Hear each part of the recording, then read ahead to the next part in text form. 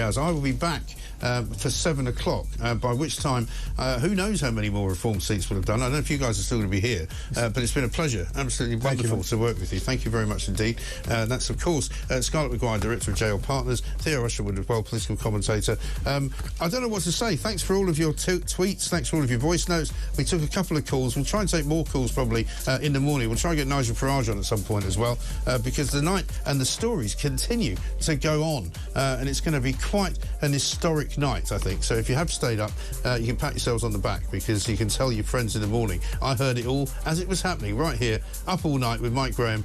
I'll see you at 7.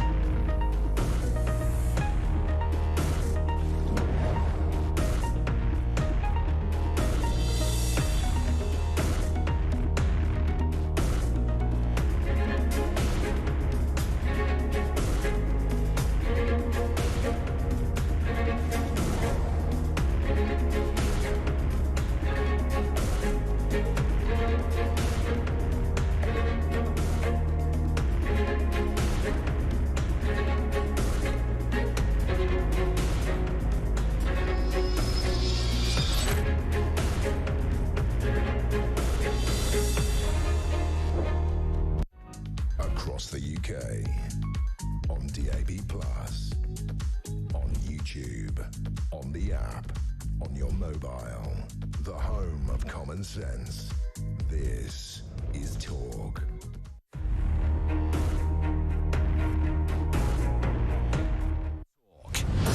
Yes, and good morning, everybody. Well, you could have written it. You could have written it, sort of. This is that moment, as a former Labour Prime Minister said many, many years ago. Every now and again, there is a tipping point.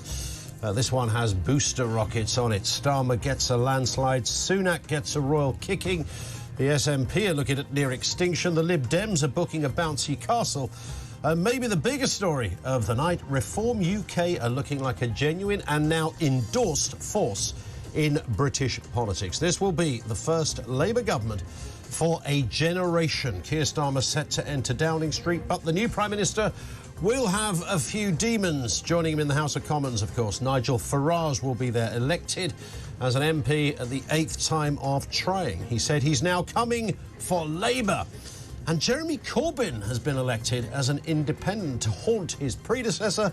And dear old Ed Davey is set to double the number of Lib Dem MPs. We have all the results as they come in. We know Rishi Sunak, the Prime Minister, has just entered his local polling station, his local town hall, ready for that count.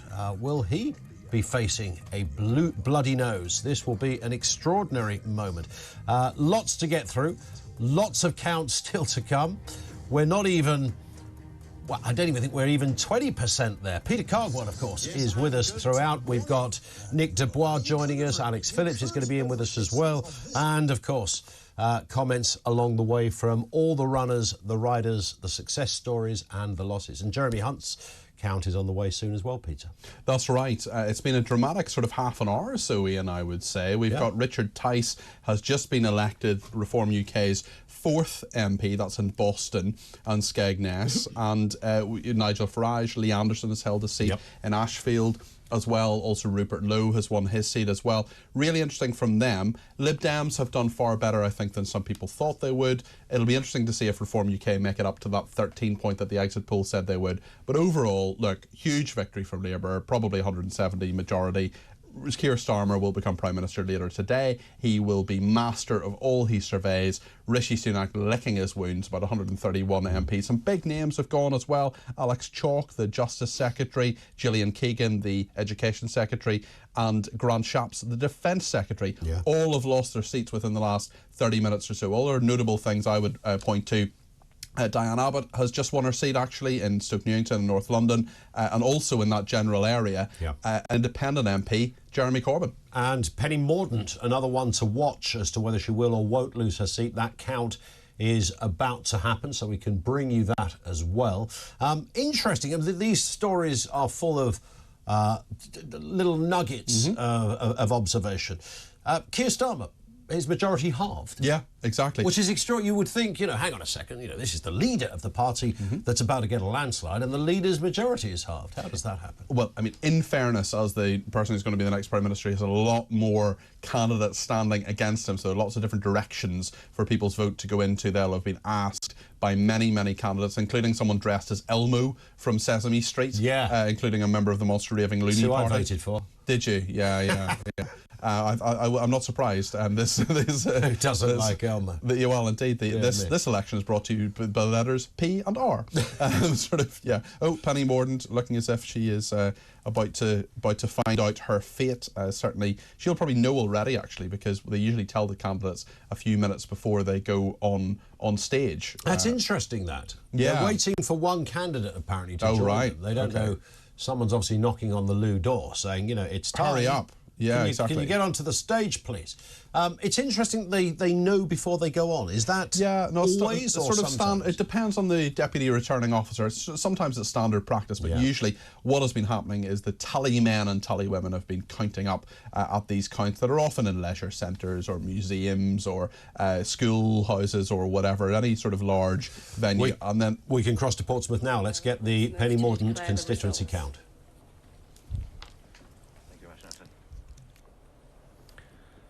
I, Councillor Joseph Zacherley, returning officer for the Portsmouth North constituency, hereby declare that the total number of votes given to each candidate was as follows. Simon James Dodd, Liberal Democrat, 3,031. Amanda Louise Martin, Labour Party, 14,495.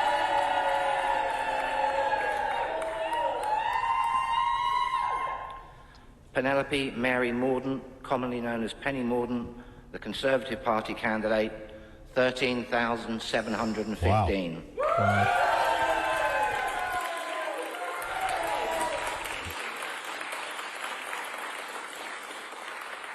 Duncan Stewart Robinson, the Green Party, 1,851.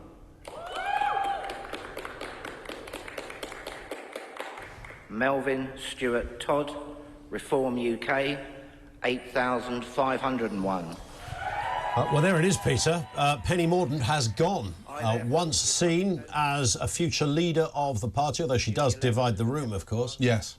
Is no longer the MP for Portsmouth. Well, this was always going to be a tough contest for her, but by fewer than 1,000 votes she has lost, and Amanda Martin was the new MP for Portsmouth North. It was really a two-horse race between Labour and the Conservatives. But yes, Penny Mordaunt, leader of the House of Commons for, well, a few more minutes, I would imagine, until the government changes anyway. She will no longer be an MP, and certainly will not be running for leader of the Conservative Party. It was very close there as well, though. I mean, yes, it was. She'll be sick as a parrot with that. Certainly, there are a lot of people who will. And I think her vote went down by 28.4 percentage points. Labour up by 7.9 percentage points. Reform as well, taking a lot of votes from her. They did about 8,500 votes there, up by 20.4%. So certainly she is on what many people would call those sort of One Nation, more moderate liberal wing of the Conservative Party. She would have been a very strong candidate for leader, but she's no longer. But you get a good idea from that, the damage that Reform have done to the Tory vote. Yes, one would reasonably assume that those votes would have previously just gone to Penny Mordaunt. Yes, I would imagine so. Although there are quite a few Labour Leave people as well. I think there's some disaffected Labour people who will have gone to Reform for lots of reasons, sometimes around Brexit as well. But certainly the majority of Reform's vote will have come from disaffected Conservatives. Johnny Mercer gone as well. Okay. As well. He was Armed Forces Minister. He was the Veterans Minister in the Cabinet Office in the Ministry for Defence. So he had a ministerial post, and of course a fairly high-profile character. Yeah, certainly, and that, I think, was quite a dirty battle. Yes, it was. There were various protests and various people against him. Look, politics, especially when it comes to a general election, it can be very, very tough. And the higher they rise, the harder they fall. I mean, Grant Shapps, for example, the Defence Secretary, he'll have had, and will still probably for another couple of weeks, 24-hour security armoured cars going around in, Chinooks and private planes and all the rest of it, going off to NATO, things like that. That's all gone. You're now just Mr. Shapps, and you've lost your whatever name he's or Mr. Green. Yes, exactly. You've lost your job. You got your P45. Off you go and try and do something else with your life. And I mean, these guys tend not to starve. They usually go on to something. I think Grant Shapps is a self-made millionaire anyway. Yeah, indeed. Sevenoaks held by the Conservatives. That's my neck of the woods. Okay, that's Laura Trott, who was the Chief Secretary of the Treasury. Yeah, no real surprise. No, that's a strong Conservative seat. Michael Fallon was the previous MP there. Yeah, correct. So in terms of the other big stories around this, I mean, Jonathan Ashworth going for Labour. Now, Jonathan Ashworth. Shocker. Was one of those, very much the sort of media-friendly face of Labour. So, along with, latterly overtaken, I suppose, by Wes Streeting in terms of doing the media rounds. But Ashworth was so often wheeled out. I don't know how many times we would have had him on talk, dozens, hundreds of times over the last few years. But, of course, he suffered as a result of a Gaza protest vote, essentially. He's gone. Galloway has gone. Now, that did surprise me, because based on the fact that he was only elected about half an hour ago during a by-election, but nonetheless, he didn't keep that seat. You're absolutely right, Ian. And sorry, go ahead. Penny Mordaunt is about to speak, so let's have a listen to what she has to say. I want to add my thanks to all those who have facilitated this election: the count, the police, those who man polling stations, the electoral team at Portsmouth City Council, and also to all candidates who've run in North and South, and in particular my running mate in the South, Sina Biddle. Congratulations, Amanda. You have my assurance that I and my team will do everything we can to assist you in setting up your office and having a smooth transfer of our casework, so that the people of Portsmouth have a good service throughout that period. Amanda, you will know that you are now working for the best employer ever. The people of Portsmouth are wonderful, hard-working, big-hearted, and anything that I ever achieved was made possible by them, and I thank them for the opportunities they have given me. I will never stop caring for these people or this place, and in all things I've been guided by them, their common sense, their determination, their ambitions and hopes, their pride in our city and our nation. Tonight, the Conservative Party has taken a battering because it failed to honour the trust that people had placed in it. You can speak all you like of security and freedom, but you can't have either if you are afraid. Afraid about the cost of living or accessing healthcare, or whether the responsibility you shoulder will be recognised and rewarded. That fear steals the future, and it only makes the present matter, and that is why we lost. Our renewal as a party and a country will not be achieved by us talking to an ever smaller slice of ourselves, but by being guided by the people of this country. And if we want again to be the natural party of government, then our values must be the people's. I've lost many good colleagues tonight, but I hope that, like me, they intend to carry on serving their communities with even stronger heart. Our country needs all of us. And finally, I want to thank my campaigners, my team here in Portsmouth, led by Rob New, my parliamentary team, those who supported me, including other political parties, particularly the independent group under George Madgwick, but also the thousands of activists across the country who, in the darkest of times, not of their making, fought like hell for what they believed in and a better future. I've never been prouder of you all. And now each of us has even more reason to fight on, so we must. Good luck to all of you, in particular Amanda, and thank you, Portsmouth. Well, I think it's fair to say, Peter, I don't think concession speeches come any more dignified than that, really. That was, she is a lady. That came across really, really well. She congratulated the person who beat her. She said she would do that on a number of occasions. On a number of occasions, and said to Amanda Martin, the new MP for Portsmouth North, that she would do everything she could for a swift and timely handover of things like casework. There are all sorts of things that people go to their MP for. Lots of diagnosis of the problem in terms of the Conservatives. Really interesting phrasing in that. I thought her voice caught a couple of times. She's clearly quite emotional at this point, as you would imagine you would be at this time when this has happened. This is not, you know, for many politicians, this is their life. But there will be many in the Conservative Party who are quite disappointed that Penny Mordaunt has gone. We have the Prime Minister and Jeremy Hunt's counts to come. We're thinking about the next 10 minutes. But that was Penny Mordaunt. She's gone. How does that feel when you've been an MP and you have to stand up there under the spotlight making a speech like that, which is a good moment to bring in Nick Dubois, who has... you have been there, Nick. Yes, I have. I've fought almost as many elections as Nigel Farage, and it's one each between us as a win. Yeah. So there you go. It's actually really very difficult to do, particularly when you lose an election. Remember, you are losing in front of about 2/3 of an audience that wanted you to lose. They are cheering your departure. I remember making a speech that I thought was not at all contentious and so forth, but it didn't stop the fact that lots of people are cheering you're going. I don't think it's particularly malicious, but your family are there, people who didn't sign up for this, you signed up for it.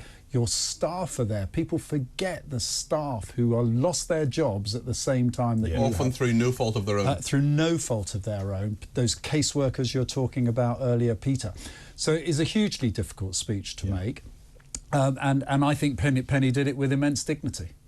I mean, it's incredible. I thought that, I mean, she was sort of, it was always going to be tight in that seat.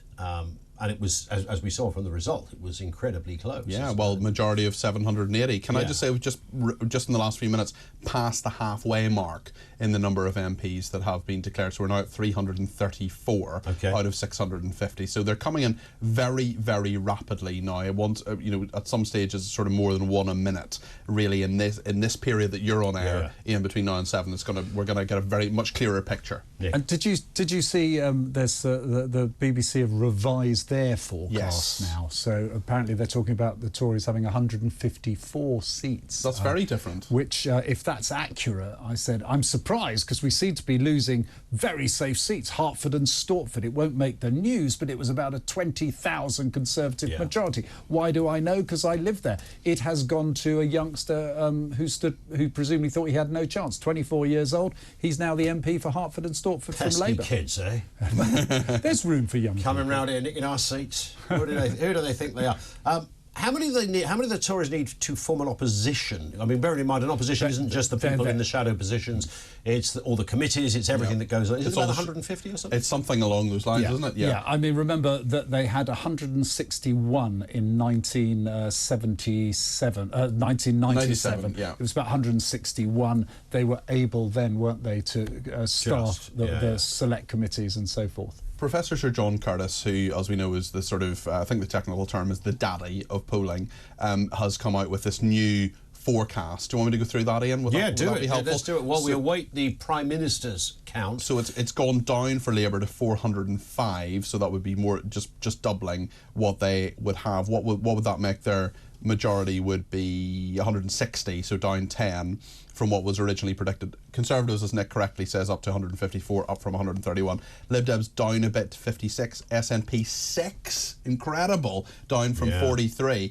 And Reform, they say, will get 4 seats, and they've already had their 4 seats declared, so no more seats for Reform, according to Professor Sir John Curtis's projections. I think you'll agree, Peter, that 154 is psychologically actually quite important for the Conservatives. That is, even CCHQ, not spinning, but internally we're saying that's our upper end of expectations. You're absolutely right, Ian. I was speaking to a very senior, very close aide to Rishi Sunak over the past sort of 10 days or so. He said, like, 200 is the absolute dream.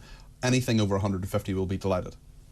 So that's interesting. If it is 154. I mean, talk about re-managing your expectations. Things change. Yeah, 2019, which seems like 5 minutes ago, of course, all the talk was Boris Johnson is there not just for 1 term, but for 2. Yeah, historic 5th term. I know that the Scotland fall, the SNP fall was a huge component in that, of course, but it was unthinkable. And every time we had Sir John Curtis on and many others, they all said the same thing. It's pretty much impossible for the opposition to overturn this without some incredible things happening elsewhere. And it just shows that the voters have the final say, and all the commentators and the pollsters and the pundits, they're at the end of the day, we're all at the mercy of the voters. But some of these figures are absolutely astonishing. I mean, we'll focus, as we rightly should, on Labour versus the Conservatives and what's happened to them. Liberal Democrats up to 56. I mean, they're basically back to where they were in 2010. The SNP down from 43 seats to 6. 6 SNP MPs, a massive reversal in fortune. All of them can now get into one camper van and come down to Westminster. Indeed, that's a very good point. Yes, Ed Davies apparently booked out all the bouncy castles. Has he? Maybe he'll bungee jump into Parliament. Indeed, yes, down a water slide and then a bungee from the jump. Thames and a paddle board. From the Thames, he's going to keep that going for 5 My years. question is with Ed Davey, does he just do this stuff all the time, but we're only noticing because it's an election? That's what I want to know. You mean recreationally? Yeah, we ask the most important questions. Indeed. Yeah, what's the most daring thing you've seen Ed Davey do? I think that should form the phone-in for the next During 3.5 hours. Could be the strap across the bottom of the screen. Indeed. We should mention Jeremy Corbyn, of course, because he was kicked out of the Labour Party. He was no longer a Labour Party member. He wasn't, therefore, their candidate. He stood as an independent. Could he make it work in Islington? He's been there for, 40 years or something as the MP? That's right, since 1983, Yeah, and he did it. He's back as their MP as an independent. There was all this nonsense going round earlier in the evening. People say, oh, it's really tight, and he's probably only won by 1,500 votes. He's won by something like 7,200 majority. Yeah. He's done really well. He will be a bit of a thorn in the side of Keir Starmer, but actually, he's probably been less of a thorn in the side than I think he could have been, certainly during this election. He hasn't been out there too much. He's been focusing on Islington North. And I think the thing with Jeremy Corbyn is that for so many years he was first and foremost a constituency MP who had lots of pretty out there views on all sorts of things, rather than a national figure. Another Cabinet Secretary of State gone, Lucy Fraser, Culture Secretary gone, beaten by the Lib Dems. Yeah, that's up in, from memory, I think it's northeast Cambridgeshire. That's right. Somewhere up there. And again, you know, this is the horror story for the Conservatives, because, you know, a few minutes ago, I was probably, people wouldn't surprise me if they rang in and said, oh, that was putting a polishing spin on the Tory fortunes. It isn't. It's a nightmare. They've lost, what, 11, 12 cabinet ministers now in astonishingly safe seats. Yeah. It is a disaster. Rishi Sunak is going to carry the can for this. And quite honestly, any suggestion or talk that he should hang around... Oh, he'll be gone. Is just not acceptable. He'll be gone by breakfast. Gone as when you say well, he's got to go as Prime Minister, but he'll come out. He'll go on the steps of Downing Street. He'll say, "I have informed the leadership of the. I've informed the whoever the chairman if they've got a chairman or not. I've informed I will be standing down once a successor can be announced, etc. And then we're off to the races really. And on Monday, the board of the Conservative Party, however many of them are left, is meeting to say the mechanism by which an election will be held. But Peter, what's going to happen? There's no chief whip. Simon Hart, I think, has lost his seat. You've got no chairman of the 22. The backbenchers probably don't even know how to elect a chairman of a 22 because most of them have left who've done it. There is absolute propensity for disorganised chaos in the very first week of being in opposition. Talk us through the state of play then, Peter. Where are we now? What's the situation on the ground, as you say, just over halfway through in terms of MPs and results declared. So what's it looking like? Labour are up 115 and their total, as we speak, is 254 MPs. The Conservatives currently have 44 elected MPs, down 128. The Liberal Democrats are up 27, their total is 32 at the moment. Reform UK have 4 MPs, and that's obviously up from 0 because they're a new party. The SNP have 4 MPs at the moment, that's down 23 so far. And the others, and we're talking independents and various other people, Green Party, for example, they're up 5 at 10 at the moment. So we are just over halfway through, but I mean, they're coming in thick and fast. In fact, I'm just refreshing my screen here and I'm seeing, already we're seeing change and those numbers are changing ever so slightly. But we've 302 seats to go. It's 24 minutes past 4. And there are, just about 300 seats to go, including the Prime Minister's, which, as you say... How many Green MPs are there? I think there's one at the moment. One at the moment? Well, I think Fangham Debonair has lost in Bristol. Bristol Central, now, that is extraordinary because she was shadowed Department of Culture, Media and Sport. That's right, yeah. There's another post, Jonathan Ashworth, one of them. Fangham Debonair. There's going to be a reshuffle, probably, without Keir Starmer But also you have the interesting situation in South Swindon, for example, where you have Heidi Alexander, who has come in. He's a very experienced former frontbencher, former Deputy Mayor of London. She's come in. You may well get Douglas Alexander in Scotland. I don't know if he's been elected yet, but it looks as if he will be. You might have a number of people sort of coming back, really, possibly to fill these roles. Also some speculation in recent days about Peter Mandelson possibly being in the cabinet in some way, maybe even as Foreign Secretary. That would be quite the political comeback. Quite the political comeback. That would, for a second, I thought I was having a dream when you said that. Mandelson could be back. That's the speculation. It's not as if we haven't got precedent for somebody in the House of Lords becoming Foreign Secretary. So Mandelson has an incredibly lucrative lobbying firm called Global Counsel. I mean, he is a zillionaire as a result of that. So he'd have to give all that up, or at least let someone else run it while he is Foreign Secretary. I'd be very surprised if it happens. But yeah, I'm just going to apply for the job. You'd be great. You'd be great. You'd be excellent relations with Ursula von der Leyen. That's all you need, isn't it? Really, just to know Ursula. I know, well, that's job time. We're going to talk for Richard Tice in just a second as well. He, of course, won his seat. Richard Tice MP, do you? Richard Tice MP. In fact, I think we can join Richard down the line. Richard, good morning to you. Ian, a very good morning to you and to your guests. Richard Tice. Good morning. Richard Tice MP. How does that feel? I might have to get used to that, actually, Ian. Well, can I just say, firstly, congratulations, Richard. I mean, you know, we often say that to new members of Parliament, and of course we acknowledge the work that goes into it, but I don't think it can be overstated. And I know a little bit about the behind-the-scenes goings-on with your party. I mean, you've been at it 24/7 for a long time, and it looks as if that work is paying off. Yeah, we're very proud of what's been achieved, and actually I'd just like to pay tribute to Talk as well, because without Talk and other channels, this literally wouldn't have been possible. So you guys have also been a fantastic contributor towards that, improving democracy and choice and debate, which is great. So yeah, we've got 4 MPs so far. We hope to get some more. Millions and millions of people have voted for Reform UK for the first time. Just 3 years ago, we were 0% of the polls, had no money in the bank account, just a few people, and everybody sneered and scoffed at us and said it can't be done. But actually, we've proven them wrong. And as Nigel said, this is the beginning of something big, a whole new movement, a people's revolt. And, you know, our ambition, and it's right to be ambitious, is as we head towards the next general election in 4 or 5 years' time, our plan is to be the opposition to the Labour Party. And this great country of ours, we can just do so much better. We've got common sense policies and solutions. We tell it as it is. And frankly, I think that's why millions of people have decided to vote for us. There's just looking at a lot of the messages coming through for you and your team and for Nigel and all of those that have clearly worked very, very hard on this campaign. But many are asking, not unreasonably, you know, if you end up with, say, half a dozen MPs, that would be fantastic for you guys.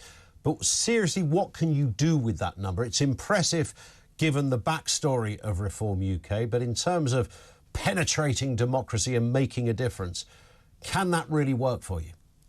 Absolutely, and I think those around the country who know, those of us who've been elected, Nigel, Rupert, Lee, myself, hopefully some others, look, the reality is we know how to make a noise on the national stage on behalf of millions and millions of people who, frankly, despair at the state of our country. So I've no doubt whatsoever we may be smaller in number, but I think it's fair to say we may be louder in terms of noise and impact. That's who we are. That's what we've achieved to date. And this is, as I say, this is just the beginning of a whole new movement, a journey. And I think it's really good for democracy to show that actually new disruptors can break through despite the flaws of our dreadful first-past-the-post system. Well, indeed, and you know, whether it's somebody's flavour of politics or not, but independents who have a particular campaign who come in and win a seat, you know, this is fantastic about our democracy, right? I mean, it's how it works, and people campaign, they work hard, and if people like the cut of their jib, they, of course, they go on to win. Lots of, you know, theories, as you'll be aware of, Richard, as to what the next move is. That, you know, you'll be aware of all of this, that all the reform winners, the new MPs, will gradually somehow winkle into the Conservative Party in order to form a more robust opposition to Labour. What's your response to that? You're going to cross the floor before you've started. No. We're going to build as Reform. It's the great new brand in British politics. Britain's broken. Britain needs reform at every single level, and this is giving people hope. It's giving people heart and belief, and we're thrilled, we're delighted. The more people that join us at Reform UK, then the better and faster we're going to make a massive difference. Yeah. Well, we will watch with interest. We will speak lots more over the coming months and years, Richard. And for the people of Skegness and all the rest of it, what is your message to them? I know you've given your acceptance speech already, but while you're with us, what would you like to say to those that did put you in that very impressive seat as an MP? Yeah, for the constituents of Boston and Skegness, there's a great deal to do in terms of representing them nationally on key things that concern people, both illegal immigration and mass immigration that no one voted for. That's had a huge impact on this constituency. Local issues. Net zero means that hundreds of pylons are now going to blight the countryside through the constituency, which is absolute outrage. I'm going to campaign against that. The Woeful Environment Agency is a massive block to dealing with flooding issues and sea level defences. And frankly, healthcare and policing is just not good enough. So I'm going to be a critical friend to all of those agencies. And I'm not a great fan of bureaucracy and hurdles. So where people need challenging on behalf of the constituents, then that's my job. So I'm looking forward to striving and getting stuck in. And it's very exciting. Can I ask a question then on a lighter note on behalf of my late nan? When I was about 4, I went down a helter-skelter in Skegness, and as a little 4-year-old, they put me on it. My shorts came off, and I burnt my backside you're clearly on the still journey scarred, down. I can tell. I'm scarred. Can you, as the local MP, get that helter-skelter closed down anytime soon, Richard? I'm sure it's still there. No. Absolutely not. No, what we're going to do, actually, Ian, we're going to get you up, and we're going to get you to do a show from the helter-skelter, and it'll be one of your best shows, and you'll enjoy it. Yeah, I'll do an Ed Davey down there as well. Listen, congratulations again, Richard. Richard Tice, MP, with us for Reform UK. Thank you to him. The Rishi Sunak count, I understand, is underway. This is in North Yorkshire. Let's cross there now. And their election agents. So this will be done in a private area towards the back of the room. So can I ask all the candidates follow me when I leave this stage? We'll go down the centre of this room into that private area. I repeat, only candidates and their appointed election agents, not counting agents or any other guests. Please can you follow me now so we can share the provisional results. Thank you.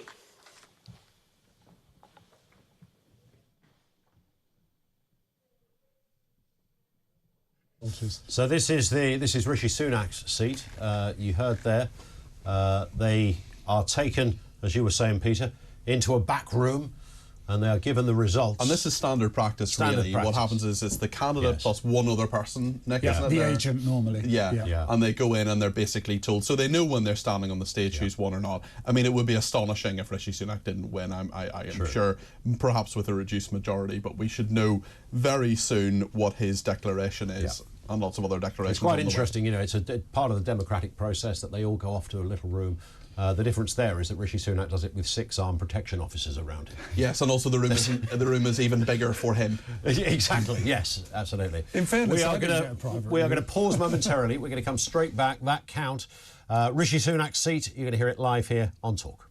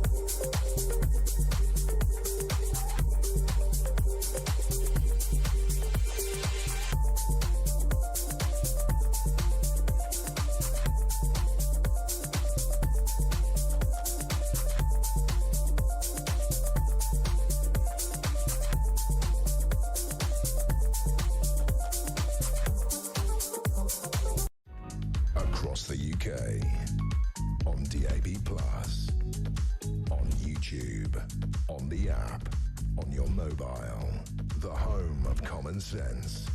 This is Talk. Almost simultaneously, the Chancellor, Jeremy Hunt, and the Prime Minister seats are both about to be declared. We're going to cross live to them. Well, we just, naturally with live broadcasting, we just hope, Peter, they don't happen at exactly the same time. But it's looking as if they might do. No, that would be quite funny if they did, really. It certainly doesn't look good for Jeremy Hunt anyway, but Rishi Sunak, I think, should be fine. Alex Phillips has also joined us. She's on the team sheet here at Talk, of course. But what's the official way of describing this? Work closely with reform? I was very much involved deeply in reform. Yes. But I wasn't underplaying it. I have picked my lane, basically. But no, it's lovely and it's interesting. I've known Alex for a while now, usually a fairly morose character, but actually very happy today. Yeah, no, I've never seen her smile. Let's cross then. This is Hazelmere, Jeremy Hunt's constituency. Here's the count. Graham Richard, Reform UK, 4,815.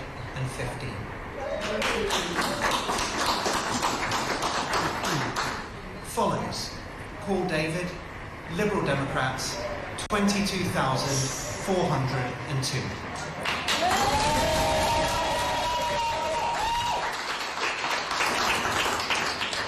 Hunt, Jeremy Richard Strensham, commonly known as Jeremy Hunt, the Conservative Party, 23,293.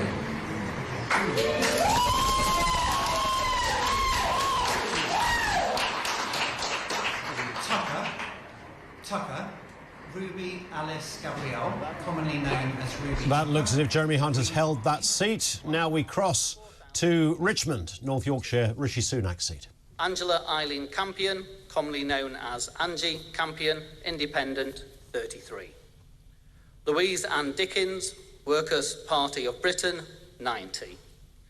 Kevin Foster, the Green Party, 2,058. Rio Sebastian Justin Goldhammer, commonly known as Rio Goldhammer, Yorkshire Party, 132. Jonathan David Harvey, commonly known as Count Binface Party, 308. Graham Nichols, commonly known as Sir Archibald Stanton, the official Monster Raving Loony Party, 99. Nicholas Omalana, commonly known as Nico Omalana, 160.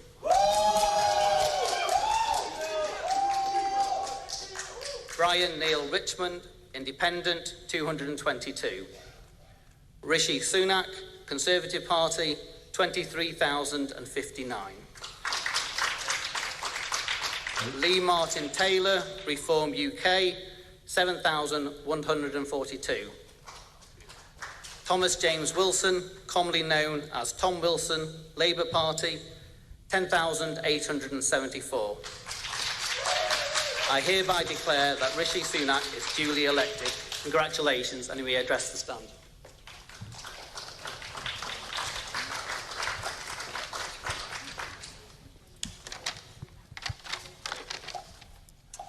Good morning. Could I start by thanking the returning officer and all the team who've been working here at the count and at the polling stations today. You make our democracy possible. I'd also like to thank the police who have ensured that we can conduct this ballot here in North Yorkshire, but also across the country in safety. On this difficult night, I'd like to express my gratitude to the people of the Richmond and Northallerton constituency for your continued support.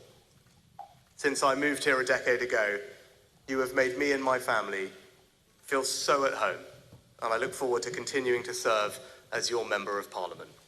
It is an enormous privilege. I'm grateful to my agent and constituency team, and I congratulate my opponents here on the energetic and very good-natured campaigns that they have run. The Labour Party has won this general election, and I have called Sir Keir Starmer to congratulate him on his victory. Today, power will change hands in a peaceful and orderly manner, with goodwill on all sides. That is something that should give us all confidence in our country's stability and future. The British people have delivered a sobering verdict tonight. There is much to learn and reflect on, and I take responsibility for the loss. To the many good, hard-working Conservative candidates who lost tonight, despite their tireless efforts, their local records of delivery, and their dedication to their communities, I am sorry. I will now head down to London, where I will say more about tonight's result before I leave the job of Prime Minister, to which I have given my all. I will then return here, to my family's home, and I look forward to spending more time with you all in the weeks, months, and years ahead. Thank you. That is Rishi Sunak retaining his seat. He called an election in the pouring rain and got drenched. He won his seat with a dud microphone and didn't look particularly happy about things. He said he's already spoken to Keir Starmer. Is he still the Prime Minister? Yes, he is, until the King dismisses him. That will happen later today. So he's going to London. Now he will give a speech on the steps of Downing Street where he formally concedes the election and says, you know, I'm now going to the palace to resign to the King. The King then dismisses him and then summons Keir Starmer and says, can you form a government? Keir Starmer says yes. He goes back to Downing Street and says, right, I'm now the Prime Minister, this is what I'm going to do. Goes through the black door, it all starts. So Jeremy Hunt, the two biggest names in the Cabinet, the Prime Minister and the Chancellor, both retaining their seat. They're safe. Jeremy Hunt by a very small majority, less than 1,000. Yeah.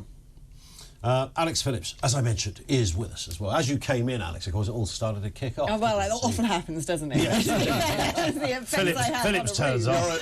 Drama, everything magnet Alex Phillips.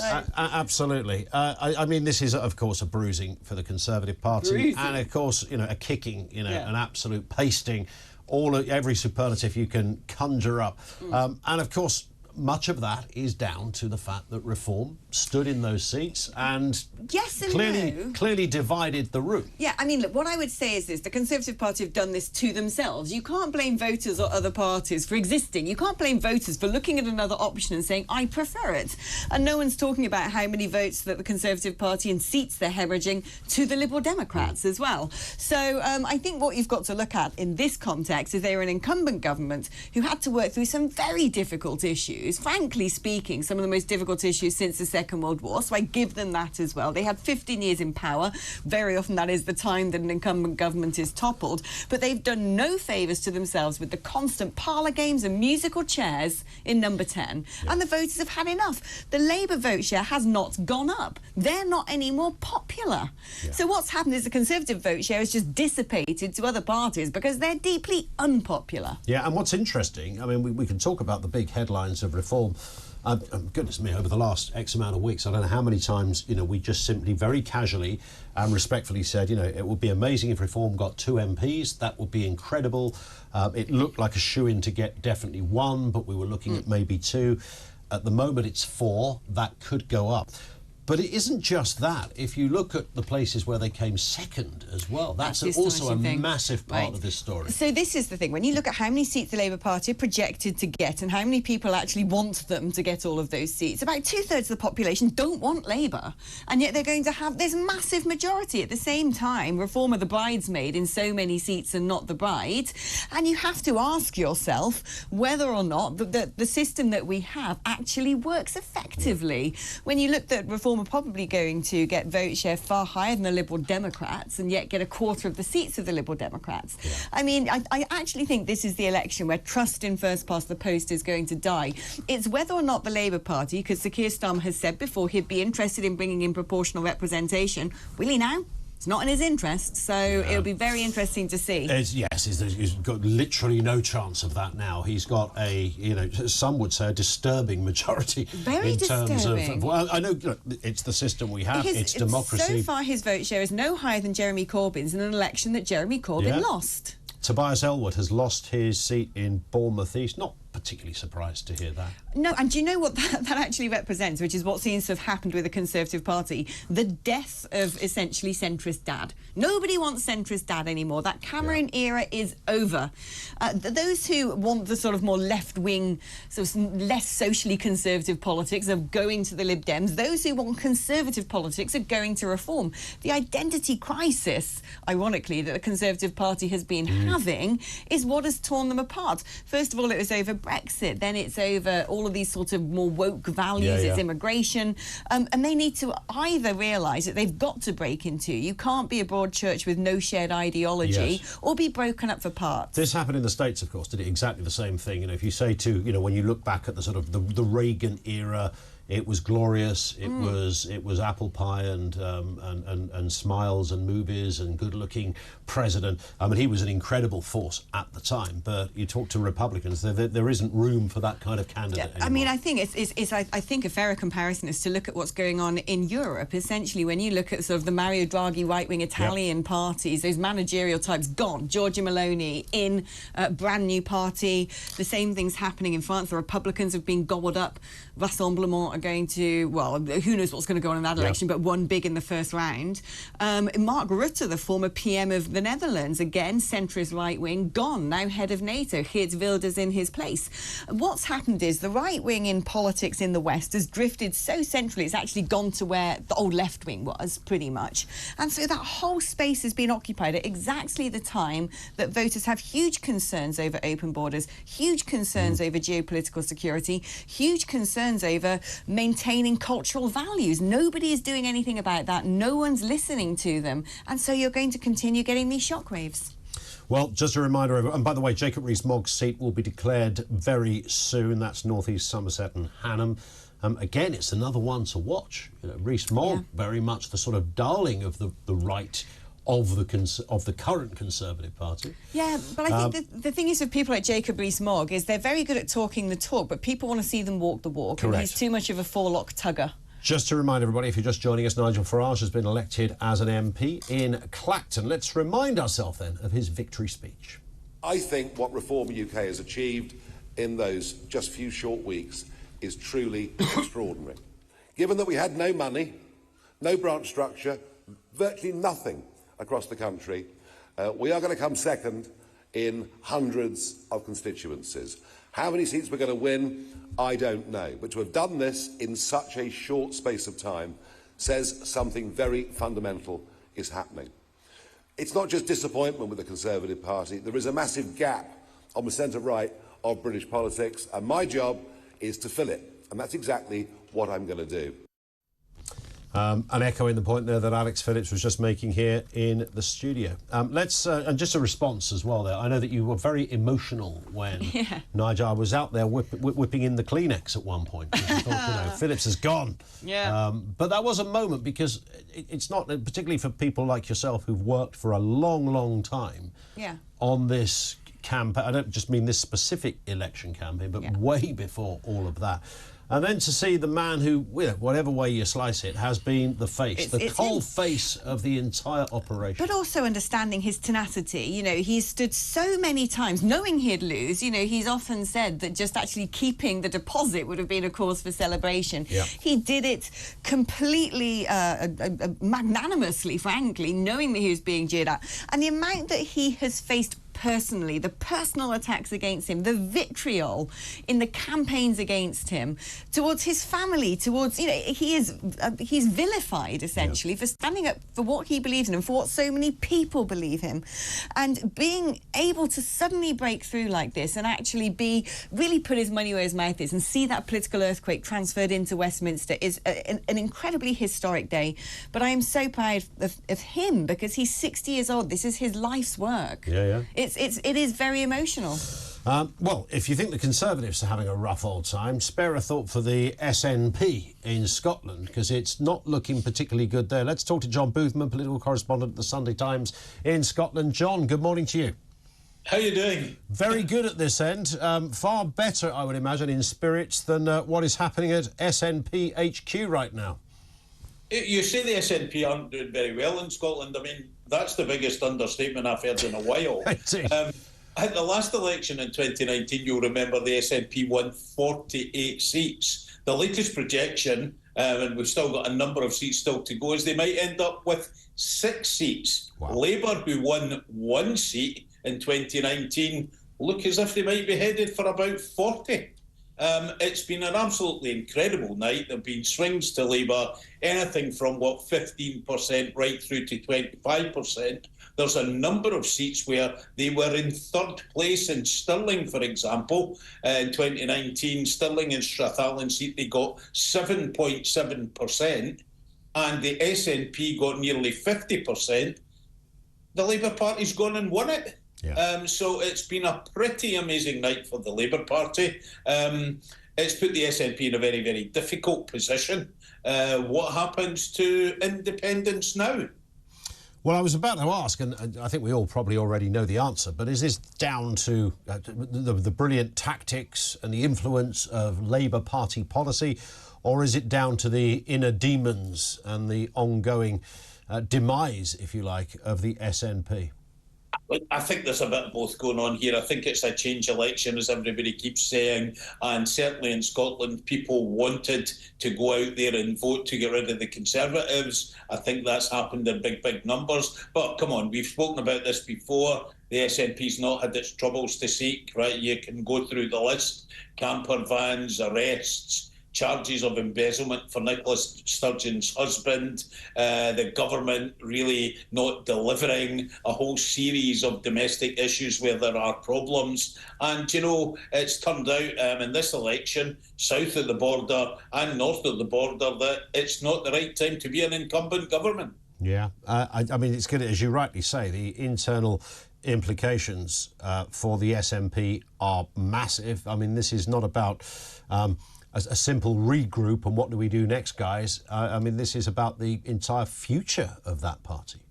I mean, John Swinney has just been on saying on the television there, saying there's a time for reflection.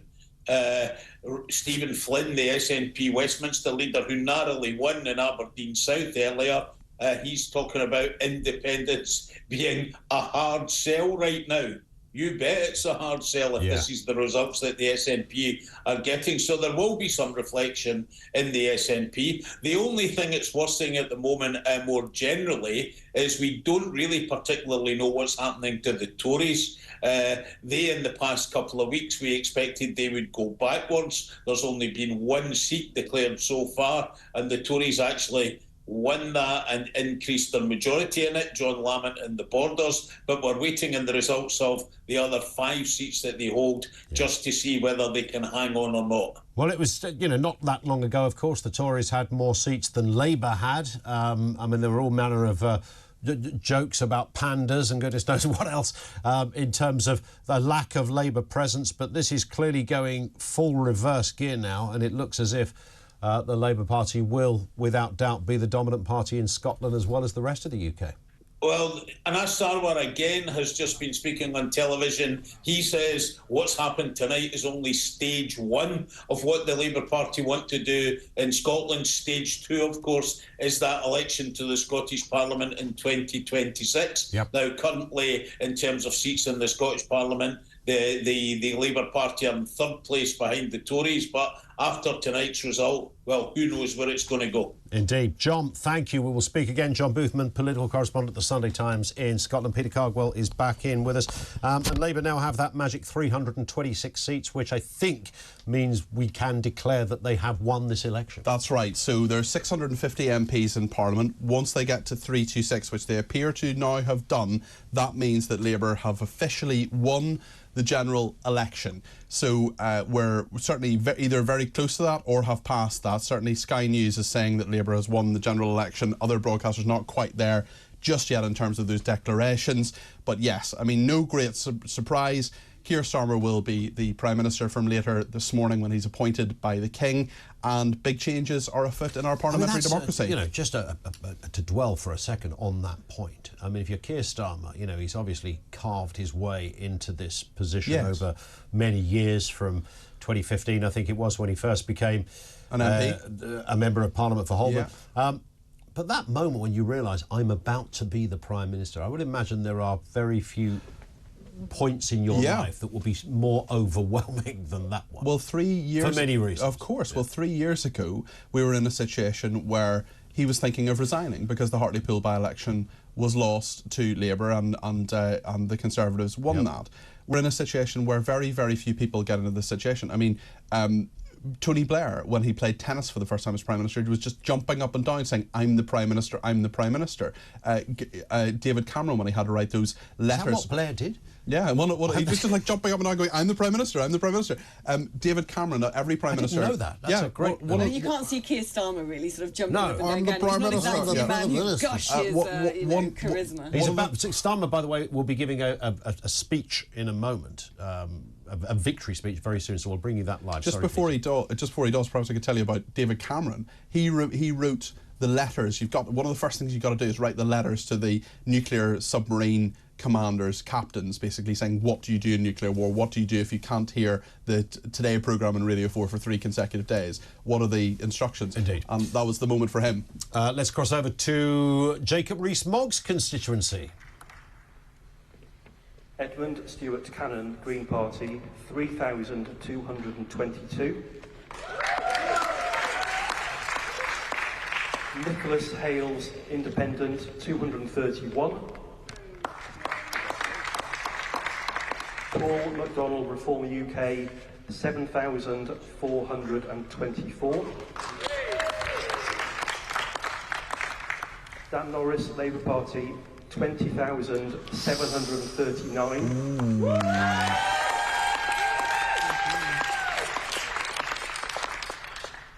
Jacob William Rees-Mogg, Conservative Party candidate, 15,000. Whoa. Dina Romero, Liberal Democrats, 3,878. Well, we can safely call that Jacob Rees-Mogg has lost his seat. That's a bit of a shocker. I mean, it was certainly going to be tight in that constituency, but that will be, for many people, the Portillo moment for them of this election when they saw Jacob Rees-Mogg lose his seat. I mean, it's interesting because does it really matter now, Alex? I mean, they're all dropping like flipping flies. Yeah. You know, whether it's Penny Mordaunt, whether it's Grant Shapps, Jacob Rees-Mogg, of course, you know, previously, not so much in the last couple of years, you know, very senior figure, but nonetheless, in terms of profile and all things that walk, talk and smell like a Tory, Jacob Rees-Mogg's your man. Well, exactly, and it's going to be interesting to see what's left behind in the Conservative Party and who actually wins the ideological tug-of-war for the heart of that party and whether it's the One Nation types. I think what will happen now over the coming months and possibly years is Nigel Farage will be going around to various people saying, come and join us. Indeed. Let's cross Keir Starmer. This is the Prime Minister in waiting with his speech. Now we know that Labour have won the general election. Thank you.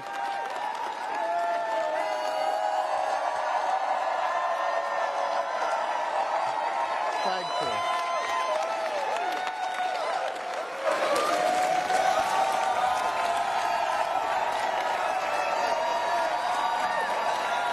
Thank you. Thank you. Thank you so much for that reception. What an amazing reception. We did it. You campaigned for it, you fought for it, you voted for it, and now it has arrived. Change begins now.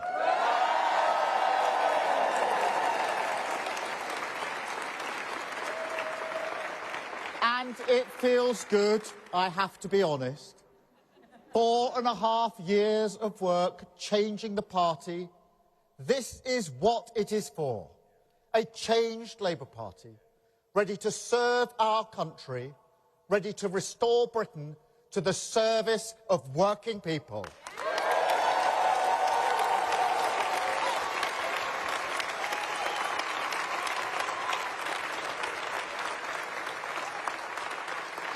And across our country, people will be waking up to the news, relieved that a weight has been lifted, a burden finally removed from the shoulders of this great nation. And now we can look forward again, walk into the morning, the sunlight of hope, pale at first, but getting stronger through the day, shining once again on a country with the opportunity after 14 years to get its future back.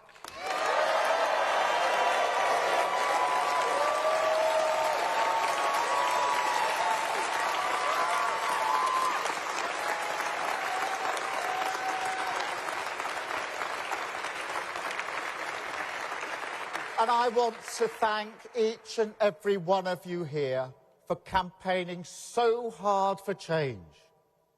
And not just in this campaign either. Also for these 4.5 years changing our party. The Labour movement is always everything's achieved, past and future, down to the efforts of its people. So thank you truly. You have changed our country.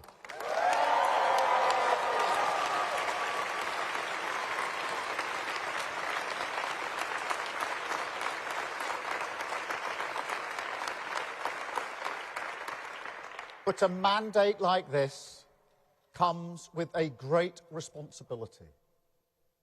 Our task is nothing less than renewing the ideas that hold this country together. National renewal. Whoever you are, wherever you started in life, if you work hard, if you play by the rules, this country should give you a fair chance to get on. It should always respect your contribution, and we have to restore that.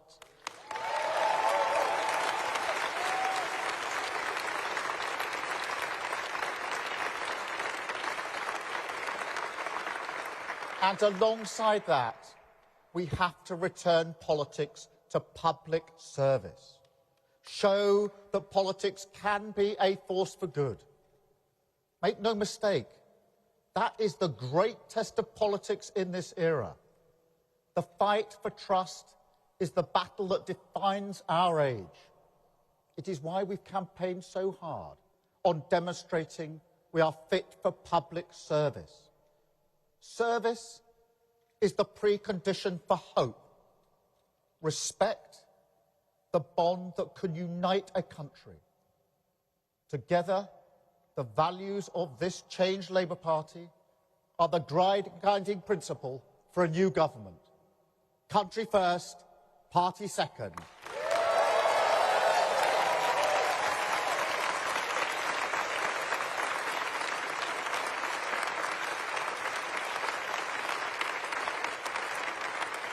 That is the responsibility of this mandate. You know, 14 years ago, we were told that we're all in it together. I say to the British people today, imagine what we can do if that were actually true. So, by all means, enjoy this moment. Nobody can say you haven't waited patiently. Enjoy the feeling of waking up on a morning like this, with the emotion that you do see the country through the same eyes. Hold on to it, because it is what unity is made from. But use it to show to the rest of the country, as we must, that this party has changed, that we will serve them faithfully, govern for every single person in this country.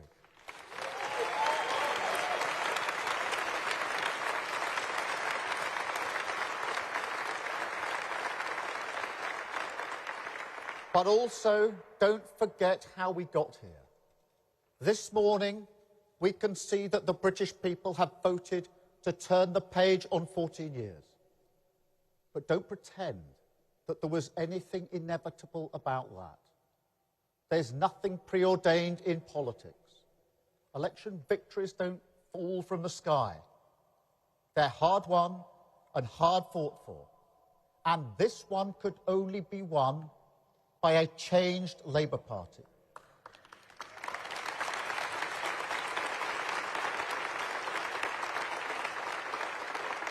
We have the chance to repair our public services because we changed the party. We have the chance to make work pay because we changed the party. We have the chance to deliver for working people, young people, vulnerable people, the poorest in our society, because we changed the party.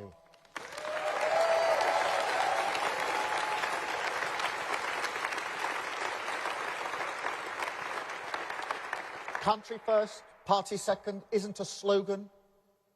It's the guiding principle everything we have done and must keep on doing. On the economy, on national security, on protecting our borders. The British people had to look us in the eye and see that we can serve their interests. And that work doesn't stop now. It never stops. The changes we've made are permanent, irreversible, and we must keep going. We ran as a changed Labour Party, and we will govern as a changed Labour Party.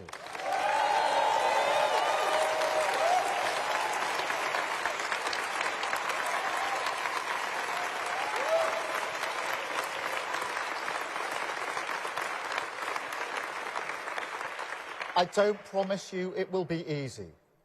Changing a country is not like flicking a switch. It's hard work, patient work, determined work. And we will have to get moving immediately. But even when the going gets tough, and it will, remember, tonight and always, what this is all about. Now, I may have mentioned my parents a few times in this campaign, once or twice. But the sense of security we had, the comfort they took from believing that Britain would always be better for their children, the hope, not high-minded, not idealistic, but a hope that working-class families like mine could build their lives around. It is a hope that may not burn brightly in Britain at the moment, but we have earned the mandate to relight the fire. That is the purpose of this party and of this government. We said we would end the chaos, and we will. We said we would turn the page, and we have. Today we start the next chapter, begin the work of change, the mission of national renewal, and start to rebuild our country. Thank you.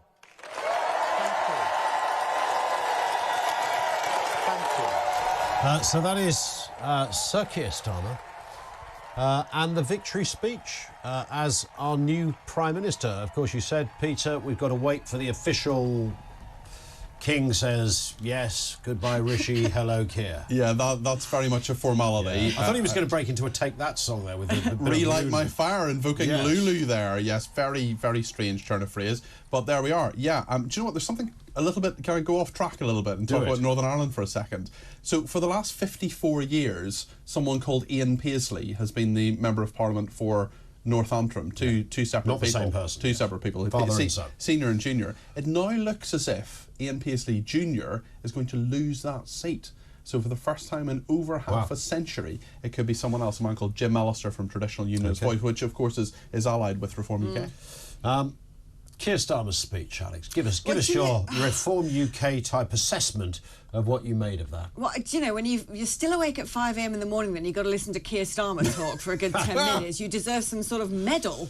I might put you to sleep, finally. He does sort of make you feel somewhat safe, doesn't he? And it's interesting that, you know, they've given him a makeover. They've tried to liven him up a bit. They've clearly modelled him. He's lost some weight. His hair's a bit more, I don't know, less aggressive looking. He's got some bins like you, Ian. He's stolen my glasses, like you. Yeah. He is beginning to morph into you. Keir Starmer's stunt double? I keep hearing this. Are you a stunt double? I know, something's happened. Yeah. And they're trying to sort of liven him up and make him look a bit spicier. But perhaps kind of the country doesn't want that anymore. You know, we did the Boris Johnson experiment, and perhaps one thing about Keir Starmer is he is pretty dull. He feels bureaucratic and managerial. He was talking about how, you know, big election results like this don't just fall from the sky. Well, frankly, it has, really.